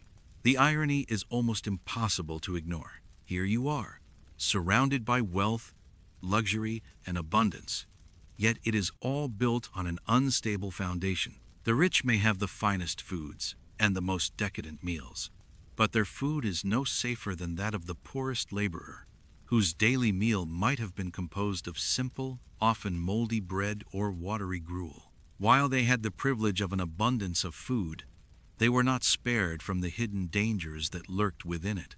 And yet, the Victorians had no way of knowing this. The advances in food safety and the regulations we take for granted today, expiration dates, health inspections, food labeling, were unheard of in their time. They lived with the constant risk of foodborne illness, with no concept of contamination or the toxic additives that could be silently poisoning them. As you begin to nibble on your breakfast, you can't help but reflect on how far we've come. Today, we take for granted that our food is safe, properly stored, and free from harmful substances. Our understanding of food safety, sanitation, and hygiene has advanced exponentially, but it wasn't always that way. The Victorians, for all their innovations, were still living in a world where basic food safety was an afterthought, a luxury that many couldn't afford to prioritize. The invisible dangers that surrounded them in their daily meals were a constant reminder that progress, while exciting, can sometimes come at a heavy cost. In the end, the food they consumed, though lavish and abundant, was a reminder that wealth could not protect them from the hidden dangers of life. Even the most opulent meals could be tainted by toxic chemicals, unregulated practices, and poor sanitation. What seemed like indulgence was often a perilous game of chance, where the wealthy were just as vulnerable as the poorest among them. Just as you finish your meal, you can't help but think about the countless others who lived in this dangerous, toxic world. The wealthiest families may have had the best food, but even they were surrounded by the hidden perils of their time. And as you rise from the table, feeling a sense of discomfort in your stomach, you wonder what other dangers lurk in the Victorian house. What other hidden killers are waiting for you to discover them. But for now, breakfast is over, and you move on, knowing that the threats of the past will forever remain part of the legacy of the Victorians, their lives shaped by the hazards they never fully understood. In the heart of the Victorian era, The pursuit of beauty was not just a personal endeavor, it was a societal expectation. In an age where outward appearance was everything, being deemed beautiful wasn't just about physical allure, but also about demonstrating your social standing and adherence to the norms of the time. Victorian women, in particular, were bound by strict beauty standards that defined their worth. The desire for pale skin, a tiny waist, rosy cheeks, and delicate features led many to employ products and practices that we now know to be downright dangerous. What seemed like harmless beauty rituals were, in fact, poisoning them slowly, often without their knowledge. You step into the Victorian boudoir, where the walls are adorned with floral wallpaper, and the soft glow of a gas lamp flickers beside a vanity table. On the vanity, you notice the array of cosmetics that were used during this era. They are contained in tiny, elegant pots and delicate glass bottles, vibrant pigments that promise the illusion of youth and beauty. Yet, upon closer inspection, the beauty that is carefully applied to the skin and face was far from innocent. The Victorians, for all their accomplishments and innovations, had no idea of the toxic nature of the substances they used on their bodies every day. Lead, mercury, and arsenic, these were not just chemicals. They were essential ingredients in the makeup, clothing, dyes, and even toys of the era. The obsession with pale skin was perhaps the most common and dangerous of Victorian beauty standards. Women would use face powders made from lead-based substances to lighten their skin. White lead, a toxic compound, was a key ingredient in many cosmetics, including powders, rouges, and even nail varnishes. The use of this powder was intended to create a smooth, porcelain complexion, considered the pinnacle of beauty in the 19th century. However, prolonged use of lead-based cosmetics led to poisoning. Lead was absorbed through the skin, and over time, it could cause a range of serious health issues, including lead poisoning, brain damage, and even death. Yet, for Victorian women, the risk was often seen as a necessary sacrifice for beauty. The desire for pale skin, the hallmark of wealth and privilege, was far more important than any potential harm. In addition to lead, mercury was commonly used in Victorian cosmetics. It was found in skin creams, lotions, and hair dyes, as it was believed to lighten the skin and reduce wrinkles. Mercury, like lead, is a potent poison that, when absorbed into the skin or ingested, can cause severe neurological damage, organ failure, and even death. Mercury poisoning was often mistaken for other illnesses, and many Victorian women suffered from symptoms such as tremors, confusion, memory loss, and in some cases, madness, without ever realizing the cause. The mercury-based beauty products were widely marketed and sold, leading to a silent epidemic of poisoning in the wealthy classes who had the luxury of using them. Then there were the clothing dyes, which, though vibrant and beautiful, were no less dangerous. Brightly colored fabrics were all the rage, and the Victorians took great pride in their colorful wardrobes. What you might think of as the luxurious fabrics of the time, rich reds, stunning greens, and deep blues, were often produced using arsenic-based dyes. Arsenic, a well-known poison, was used in everything from clothing to home decor. It gave the fabrics their brilliant hues, particularly the vivid greens that were so fashionable in the mid-1800s. The use of arsenic in clothing dyes was so widespread that even children's toys, including dolls and clothing, were often treated with the toxic substance. This pursuit of beauty and fashion, however, came with a deadly price. Women were constantly surrounded by arsenic, mercury, and lead, not just in their cosmetics and clothing, but also in their environment. For example, children's toys, like brightly painted wooden dolls, often contained lead-based paints, and their clothing was frequently dyed with arsenic-laden fabric. Lead poisoning was rampant in children as they chewed on toys, sucked their fingers, or put the clothing in their mouths. Meanwhile, the deadly vapors of mercury and arsenic slowly seeped into their homes, lingering in the air and on surfaces. The idea of fashionable death is an eerie yet fitting term to describe the paradoxical nature of Victorian beauty standards. Beauty was prized above all else, so much so that the physical toll of these practices, even their slow destruction of health, was dismissed. Women, especially those of the upper class, were often so focused on maintaining a pristine image that they neglected the dangers in their pursuit of perfection. To them, these toxic substances were simply part of the daily routine, something to be endured, even at the cost of their health. The glossy cheeks, delicate features, and flawless white skin were the ultimate symbols of their social position, and the price of achieving such beauty was considered a small price to pay. But the toll wasn't just physical. Over time, as women suffered from mercury poisoning or lead toxicity, their lives were marred by chronic illnesses that were misdiagnosed or ignored. What might have been labeled as a nervous disorder or delicate health was often the result of the cosmetics they so religiously applied to their skin. Their mental and physical health declined, as they were slowly poisoned by the very substances meant to enhance their appearance. And what about the men who lived in these homes, the wealthy Victorian gentry? Their situation was hardly any better. Men, too, were not immune to the effects of the chemicals and toxins that filled their homes, particularly in their clothing and accessories. Though the pressure to maintain a specific appearance wasn't as strong as it was for women, men still used cosmetics, albeit for different reasons, perhaps to enhance their complexion, disguise the signs of age, or accentuate their features. Regardless, their exposure to dangerous substances was just as real. As you take in the lavish surroundings of the Victorian home, it becomes hard not to imagine how all the elements of this time, from the arsenic-laden wallpaper to the lead-infused makeup, contributed to an environment of danger disguised as luxury. The pursuit of beauty, a concept still valued today, took on an entirely different meaning during the Victorian era. What we now recognize as potentially lethal chemicals were embraced by society, often in the name of fashion and status. The Victorians lived in an era where even their most glamorous and sophisticated pursuits were fraught with hidden dangers.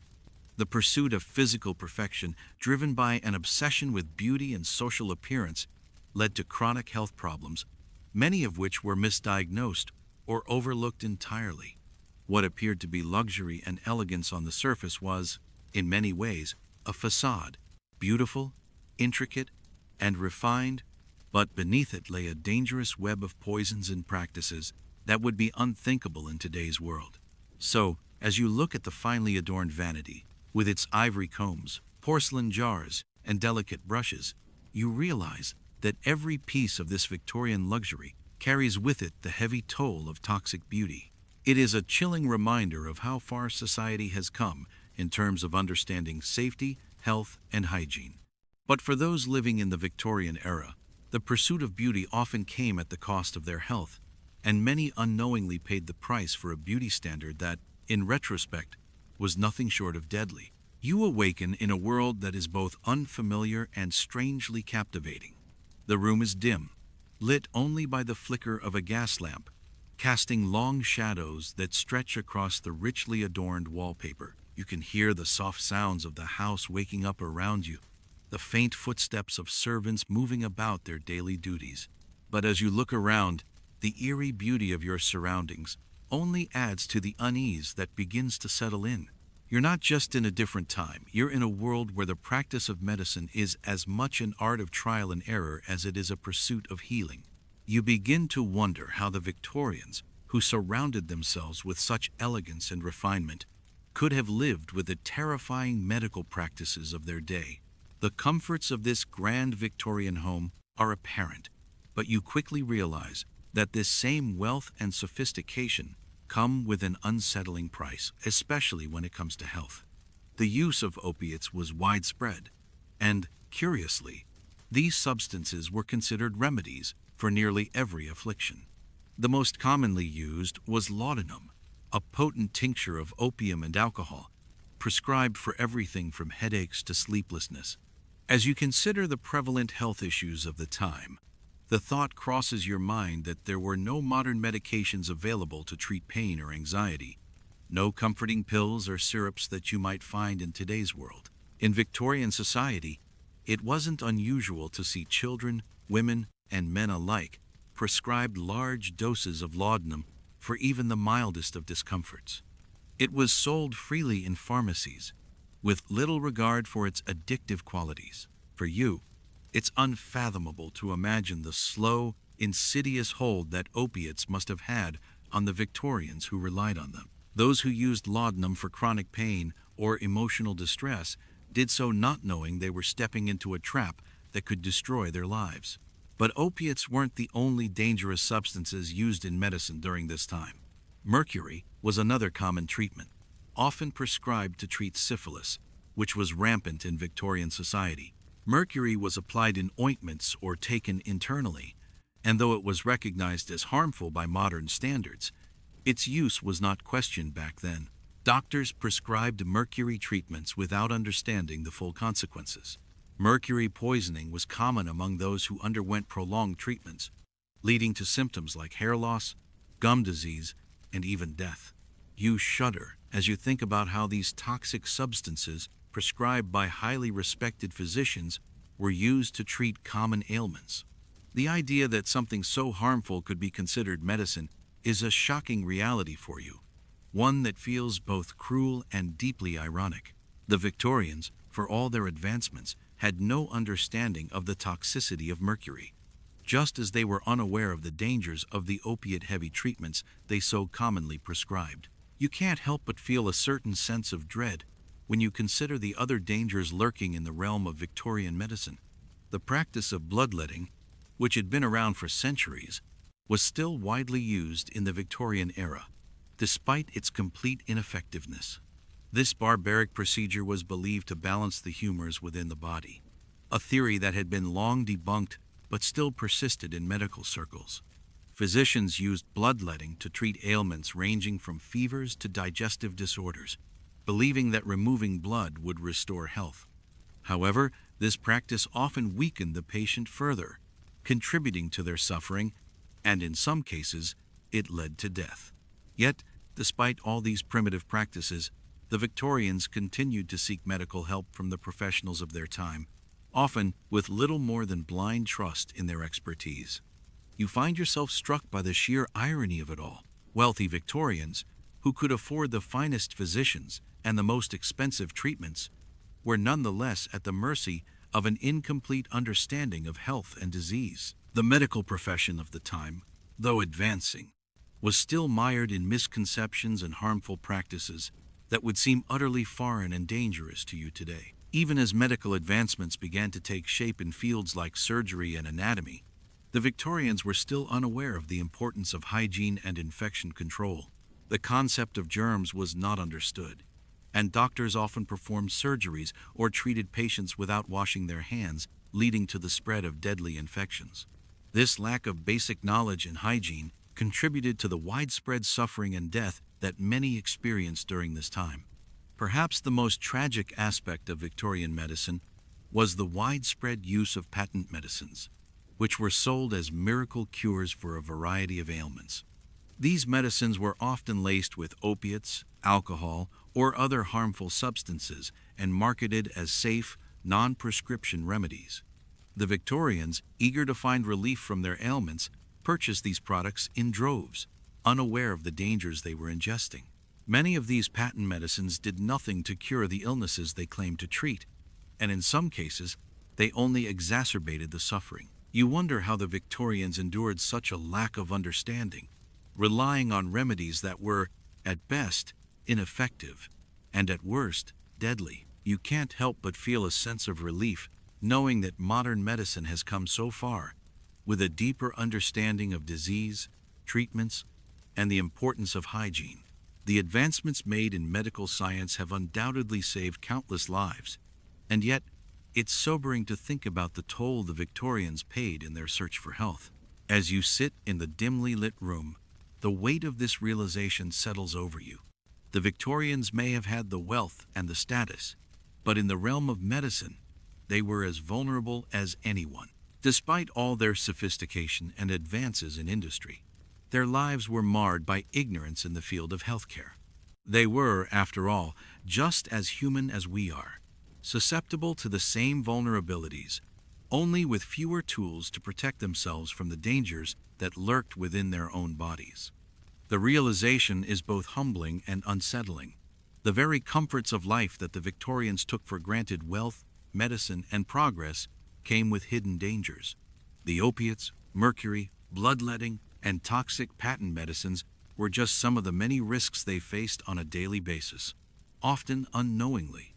They lived in a world that was, in many ways, a ticking time bomb of medical ignorance. The dangerous irony is that, despite the advances of the Victorian era, they were living with constant risk, never realizing the full extent of the harm being done to them. In the quiet of the Victorian house, as you contemplate the medical practices of this time, you find yourself grateful for the advancements of modern medicine. For all the progress they made, the Victorians were still plagued by a lack of understanding, and it is through the efforts of those who followed them that we can live in a world where healthcare is a little less perilous. In the midst of the grandeur of Victorian society, where opulence and refinement were the hallmarks of success, there was an undercurrent of deep psychological strain that often went unspoken. You feel the weight of it as you navigate the intricacies of life in this era, surrounded by wealth and privilege, yet profoundly isolated by the very expectations that come with it. It's an experience that might seem unimaginable to those who admire the beauty and sophistication of Victorian homes, the ornate furniture, the lavish dinners, the extravagant clothing, but the isolation that comes with such luxury is palpable. As you move through this world, you are reminded constantly that every moment, every action, every word must be carefully calculated. Victorian society was built on appearances, and the pressure to maintain those appearances was both stifling and consuming. Social status, after all, was everything. The house you reside in, though grand and filled with stunning decoration, is also a gilded cage. The people around you, adorned in their finest garments, are bound by a different kind of slavery, the kind that forces them to wear masks of happiness, contentment, and perfection, regardless of the emotional turmoil that may lie beneath. You begin to realize the extent of this pressure. Even in your private moments, when you long for rest, there is always a lingering sense that you must be ready at any moment to perform. Every movement, every gesture, is scrutinized, not just by your peers, but by those whose very livelihoods depend on your ability to maintain an image of wealth, dignity, and composure. Even in your own home, you are not truly free from the gaze of society. The idea of social obligation is suffocating. You are expected to host extravagant dinner parties, to maintain impeccable manners, and to constantly present a facade of happiness and fulfillment. Behind closed doors, however, you know that the facade is a fragile thing, easily shattered by the weight of personal insecurities and social pressures. The constant need to perform for others, to maintain an image of being perfect, eats away at your sense of self. The strain begins to manifest in subtle ways: anxiety, sleepless nights, feelings of being trapped in a world that demands constant effort to uphold a certain image. The real isolation, however, is not just physical, but psychological. Despite being surrounded by people, servants, guests, family members, there is a loneliness that creeps in, seeping into the corners of your consciousness. You may dine with others, attend grand balls, and engage in lively conversation, but there is a quiet distance between you and those around you. The relationships you have are often superficial, built on the common goal of upholding the status quo. The deeper connections, the ones that come from vulnerability and shared understanding, are rare and fleeting. You long for a moment of genuine connection, a conversation that doesn't revolve around status, appearances, or social expectations. But it seems as though even those closest to you are caught in the same cycle of performance. The constant pressure to appear happy, content, and in control creates an emotional barrier that no one dares to cross. The irony is painful. The wealth and grandeur of your life have isolated you more deeply than you could ever have imagined. You reflect on the paradox of this existence surrounded by luxury, yet feeling utterly alone. The grand dinners and lavish entertainments only serve to heighten the emptiness within. There is no true sense of camaraderie, no real connection with others who can see you for who you truly are. Instead, you are surrounded by people who are also trapped in the same game, playing their parts to perfection, all the while longing for something deeper, something more authentic. Even as you sit in the drawing room, the flickering light from the gas lamps casting long shadows on the walls, the weight of it all presses down on you. You are expected to be graceful, poised, and serene qualities that seem so far removed from the chaotic storm of emotions you feel within. You cannot escape the expectations of those around you, nor can you escape the isolation that comes from being locked in a life where appearance is everything. As you look around the room, admiring the beautiful furnishings, the meticulously arranged flowers, the carefully placed objects all designed to convey wealth and taste, you can't help but wonder, what is the true cost of it all?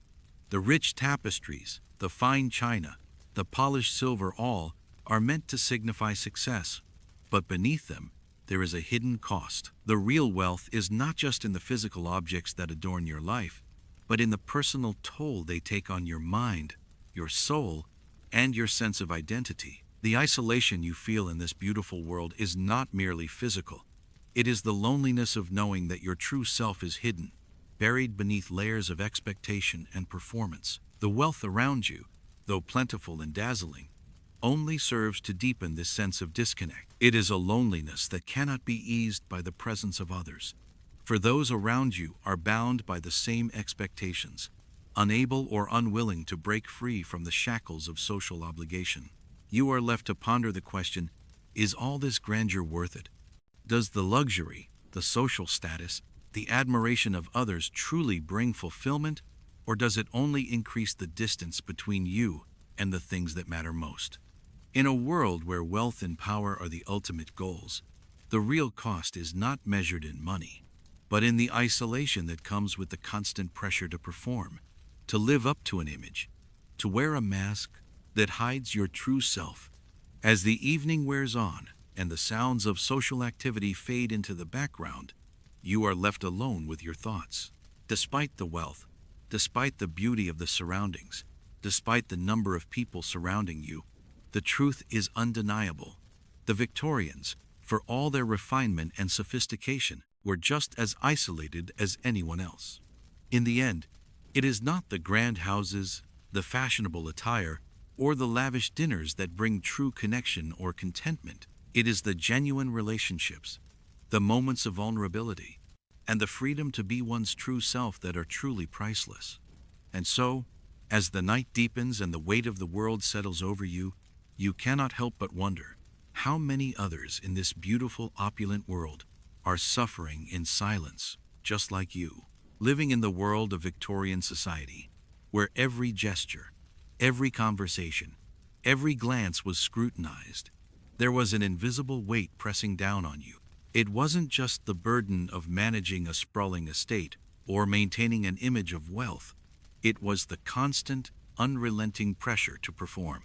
The pressure to uphold not just the family's reputation, but to meet the expectations that came with being part of the upper echelons of society, to live up to the ideals of nobility, to be a perfect example of refinement, grace, and power. Every moment of your life was a performance. Even in the privacy of your own home, you were not truly free. The expectations followed you like a shadow, demanding that you adhere to the rigid standards of behavior, even when no one was watching. As you move through the days, it's clear that every decision you make, every outfit you choose, every word you speak, every dinner party you host is weighed not just by you, but by society. There is a deep, internalized fear of failure, of not being able to maintain the family's prestige, of not living up to the high expectations that society has set for you. Even the smallest misstep could lead to a loss of reputation, and with it, your place in the world.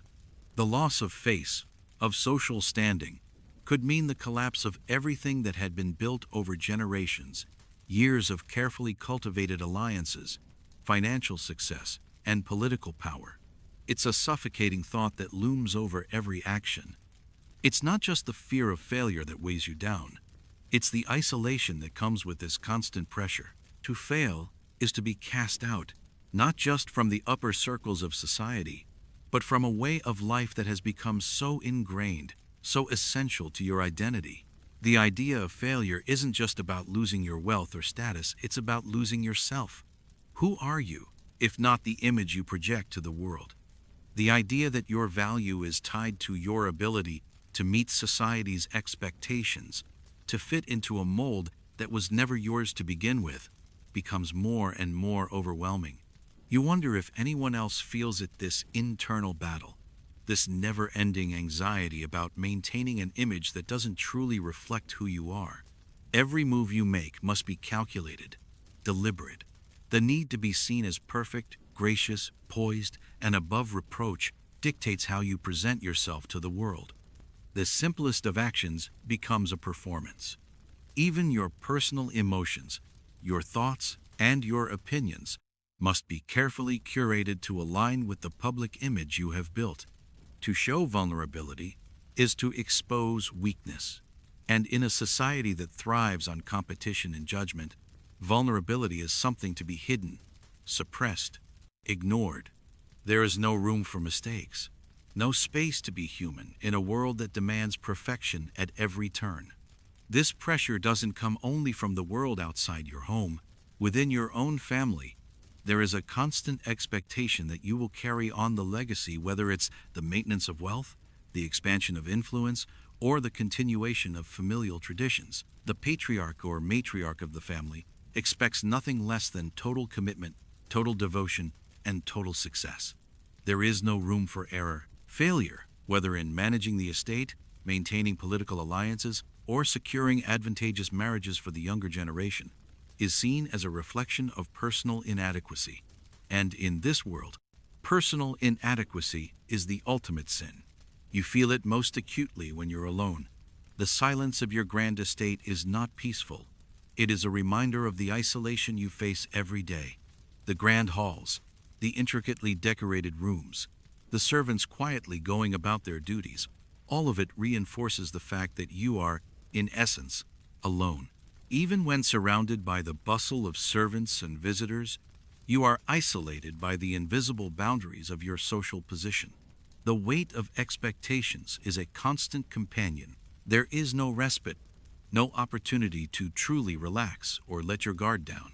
The strain wears on your body and mind, leading to fatigue, irritability, and a sense of disconnect from the world around you. You become numb to the luxury of your surroundings, unable to enjoy the beauty of your home, your wealth, or the success of your family because the pressure to maintain it all is too much. You may have once believed that wealth, power, and status were the keys to happiness. Yet now, as you stand in your grand drawing room or walk the perfectly manicured grounds of your estate, the realization hits you. These things come with a cost. The very comforts that were meant to ensure security and stability are the same ones that bind you to an unrelenting, exhausting cycle of expectations and obligations. The more you gain, the more you are expected to give. The higher you rise in society, the harder you must work to stay there. You've come to understand, albeit reluctantly, that being in the public eye means constantly walking a tightrope. Every misstep, every error, every failure is magnified, scrutinized, and judged. And the price of failure is steep, not just personal humiliation, but the collapse of everything you have worked for. It's a fear that gnaws at you constantly. Will your efforts be enough? Will the weight of your reputation hold steady under the strain of your own anxieties? The thought lingers, an unwelcome presence that makes it difficult to breathe. In the midst of it all, you find yourself questioning whether it's all worth it. The parties, the banquets, the elegant soirees, are they worth the relentless pressure, the constant anxiety, the looming fear of failure? You long for a life less encumbered by the chains of societal expectation. But in Victorian society, where reputation is everything and the performance of success is valued above all else, the very idea of stepping away from the spotlight feels impossible. There is no escape, no relief from the roles you are forced to play.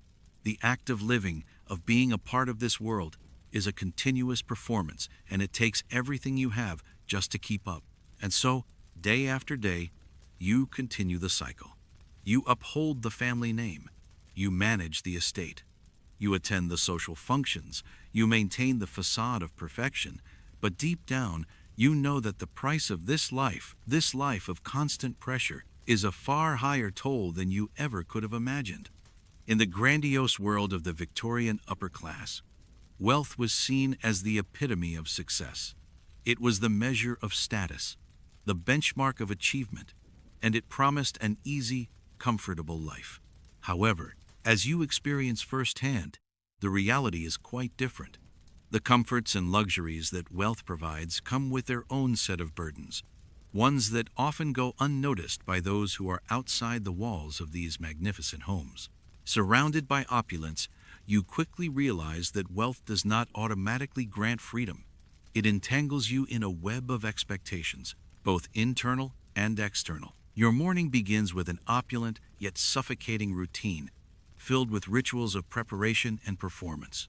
The grand estate you find yourself in is a beautiful prison. The large, ornate rooms, the stunning decorations, the fine fabrics, and the elegance of it all are a far cry from the struggles of the common folk. Yet, despite all of this, the air is heavy with the weight of maintaining appearances, and the price of privilege becomes evident as you go through the motions of your day. You are well aware of the image you must present, the life you are expected to live. There is no room for authenticity here. Wealth demands performance, and it consumes every moment. Each movement, each word, each action is scrutinized, measured by an unspoken standard. You cannot simply exist in this world. You must constantly prove that you belong. The pressure to live up to these expectations is immense. Whether it's hosting lavish dinners, attending high society events, or adhering to the strictest standards of decorum, your existence is defined by the demands placed on you by the very wealth that was supposed to provide comfort. But this pressure is not confined to public life. It also permeates your private existence. At home, you are expected to maintain an appearance of ease and leisure. Yet behind the facade of elegance and comfort, you are trapped in a cycle of stress and fatigue. The luxury that wealth provides, gorgeous clothing, fine food, and grand homes, becomes nothing more than a gilded cage, a reminder of your obligation to perform. You find yourself constantly trying to balance the demands of maintaining your family's reputation, while also meeting your own personal expectations, which grow higher and higher with each passing day. For women especially, wealth does not equate to freedom. Instead, it often means living a life where independence is an illusion. You are expected to marry well, to raise children, and to manage the household. Your personal desires and ambitions are secondary to the greater societal need for you to be an ideal wife and mother. Your world is confined to the home and the social circles that support it. The layers of clothing you are required to wear, the corsets that restrict your movement and breath, and the expectations of beauty and decorum weigh heavily on you. The pressure to maintain the perfect appearance, to always be poised, always ready to present the ideal image, takes a toll on your mental and emotional well-being. And it's not just the women who bear the brunt of this societal pressure. The servants, too, find themselves caught in the web of wealth. They may be free to leave the estate, but they are still bound to the whims of their employers.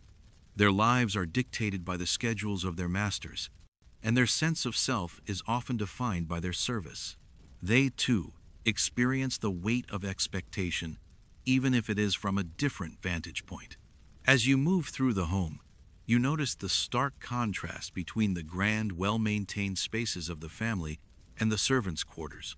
The lavish furnishings, the intricate woodwork, the beautiful wallpaper, all reminders of wealth. But behind these walls, there are hidden costs. The pressure to uphold the family's reputation, to manage an estate, and ensure the family's social standing weighs heavily on everyone who resides here. There is no escape. The constant demand for perfection, for order, for beauty, these things consume you. And yet, you can't escape the nagging feeling that something is missing. Despite all the luxury, all the grandeur, the world of wealth feels empty. You are surrounded by people, but you are not truly connected to them. You live in a bubble, cut off from the realities that the majority of the population faces, The wealth that separates you from others also isolates you from them. You are constantly performing for an audience, always aware of the judgments of others. This isolation, despite being surrounded by opulence and beauty, is the cruelest irony of wealth. The wealth that was meant to provide comfort and ease has instead created a life of constant pressure, constant surveillance, and constant performance. The more wealth you have, the more you are expected to uphold. There is no room for error, no space for failure. The fear of losing it all looms over you every day, and this fear is exacerbated by the mental strain of living up to an ever higher set of standards. The demands of maintaining your status and reputation consume every aspect of your life. As you reflect on the life of wealth, you begin to realize that the comfort it promises is nothing more than an illusion. The more you have, the more you must work to keep it. The pressure to maintain the perfect image, to live up to societal expectations, and to keep up appearances takes its toll on your physical, mental, and emotional health. What was meant to be a life of leisure is instead a life of unrelenting pressure, and the toll is evident in the physical discomforts you endure, the anxiety you feel, and the constant fear that one wrong move could bring it all crashing down. This is the paradox of wealth. The very thing that is meant to make life easier actually makes it harder. It traps you in a cycle of performance, pressure, and isolation. You can have all the riches in the world, but at what cost? The toll on your health, your mental well-being, and your personal relationships is a hidden price that is rarely acknowledged. The more you strive to uphold the illusion of a perfect life, the more you lose touch with what truly matters. In the end, you realize that wealth, while it may provide comfort and luxury, also brings its own set of burdens. The more you have, the more you lose in terms of personal freedom, mental peace, and emotional connection. The pressure to uphold the image of wealth and perfection becomes all-consuming. You are constantly trying to balance the expectations placed on you with your own desires and needs, and the toll it takes on your body, mind, and soul becomes undeniable. Wealth, it turns out, is not the cure for the struggles of life, but rather a new set of struggles in itself. As you walk through the grand Victorian house, you begin to realize that for all its beauty, its elegance, and its wealth, it is also a world teeming with hidden dangers. The rich tapestries on the walls, the delicate china on the shelves, the intricate woodwork, all of it is bathed in an illusion of safety and comfort. Yet beneath the surface, each step, each breath, and each piece of furniture is silently working against the very people who believed it to be their sanctuary. The Victorians, for all their advancements in science and industry, lived amidst threats they could neither see nor comprehend.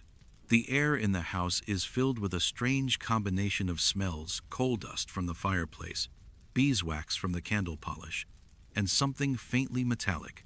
These smells would have been familiar to any Victorian, but what they didn't know was that they were breathing in the very substances that could lead to long-term health problems.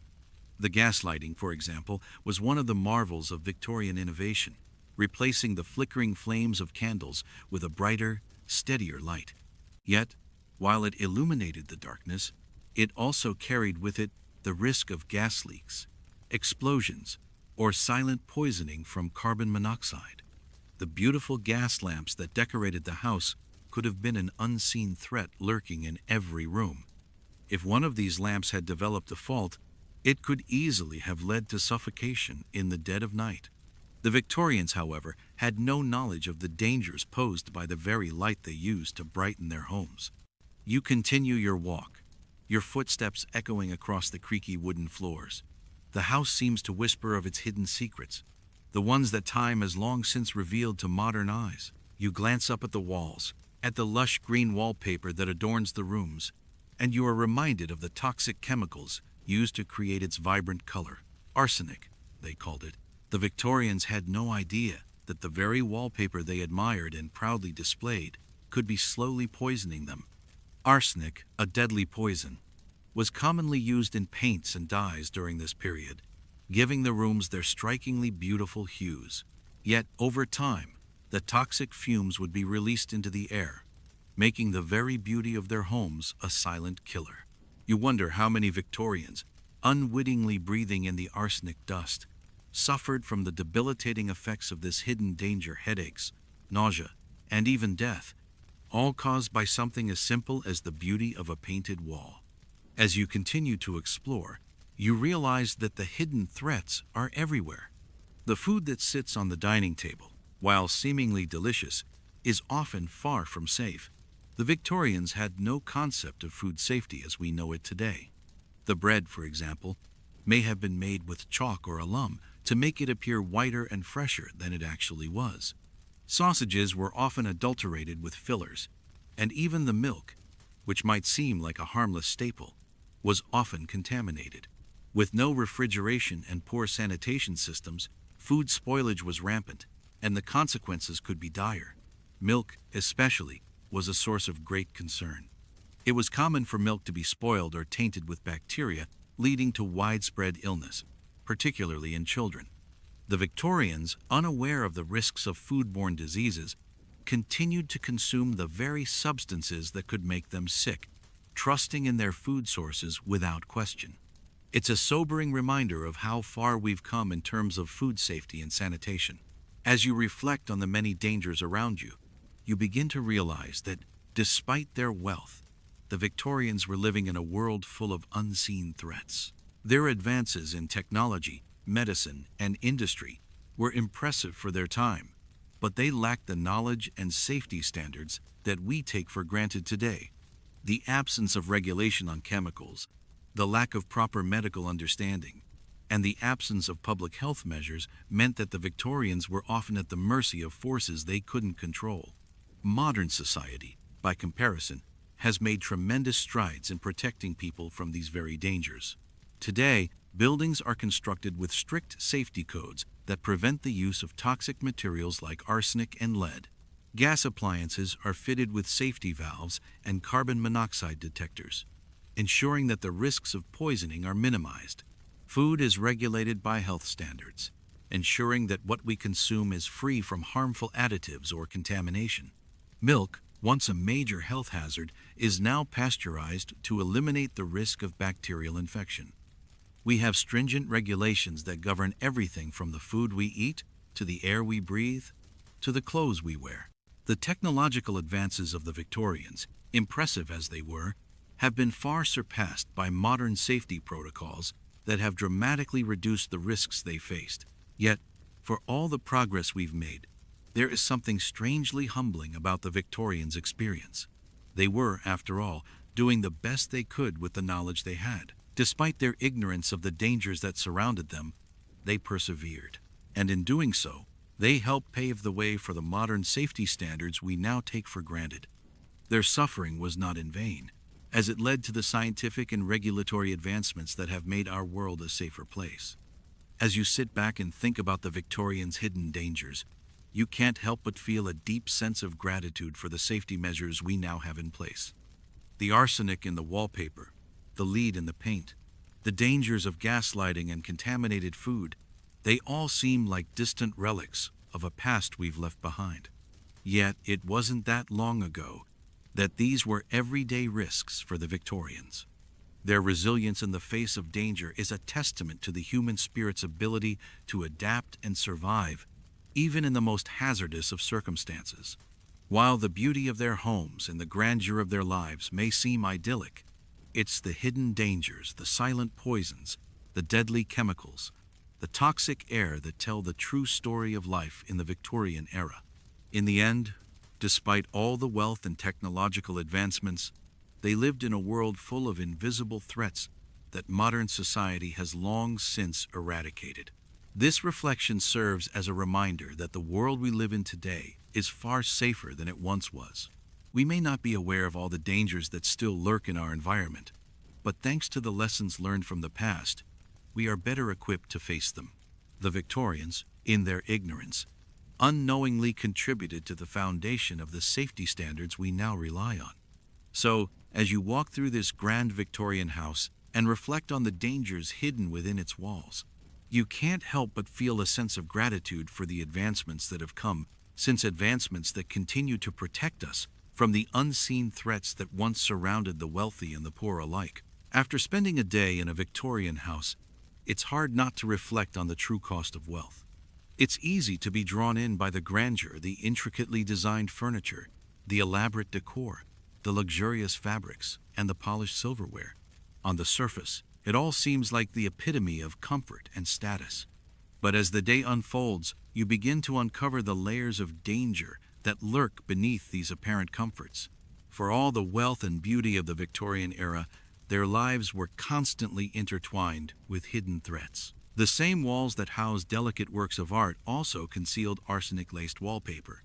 The same fire that warmed the grand rooms was a constant threat of suffocation or explosion from the gas lighting. Even something as simple as a meal, which we take for granted today, could be filled with hidden risks, from adulterated food to milk that could lead to illness or worse. The Victorians lived in a world full of contradictions: beauty, danger, comfort, and peril, all mixed together. For all their achievements in industry, art, and culture, they were still at the mercy of the dangers they could neither see nor understand.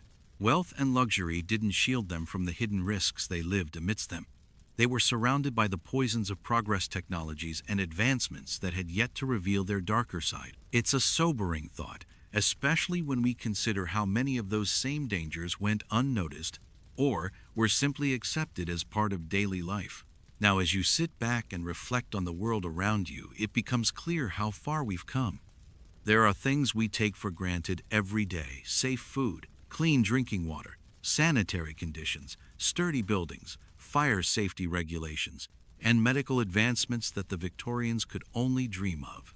Their homes, while beautiful, were full of hazards we would never accept today. The gas lamps, the toxic dyes in their fabrics, the contaminated food, and the lack of proper sanitation. They lived with these dangers, not knowing any better. But today, we have the luxury of safety regulations and public health measures that protect us from these very same risks. We don't think twice about the clean water we drink, the food we eat, or the houses we live in, because we've built systems that prevent these hidden dangers from harming us.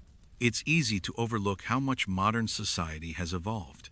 What was once considered the height of luxury, the beautiful but deadly wallpaper, the gas lighting, the opiates in medicine, is now a distant memory. Thanks to the efforts of countless individuals and movements, we now live in an era where we can be reasonably confident that the spaces we inhabit are safe and free from many of the dangers that plagued the Victorians. The progress that has been made in food safety, sanitation, medicine, and construction has dramatically improved our quality of life. The Victorians, for all their resilience and resourcefulness, lived with risks that we no longer have to face. Their ability to adapt to a world full of peril is nothing short of remarkable. But it also serves as a reminder of the immense value of the safety measures we have today, and how they are the result of centuries of learning from the mistakes and misfortunes of those who came before us. Now, as you think about the life the Victorians led, I'd love to know, what's the most shocking thing you've learned about their world? What did you find most surprising about the hidden dangers they faced, despite their apparent wealth? Drop your thoughts in the comments below, and let's have a conversation about how far we've come since those days. If you found this story fascinating, don't forget to like, share, and subscribe. And as always, I'd love to hear where you're listening from, so leave your location in the comments too. Let's keep building this community as we explore history together. Sleep tight, and good night.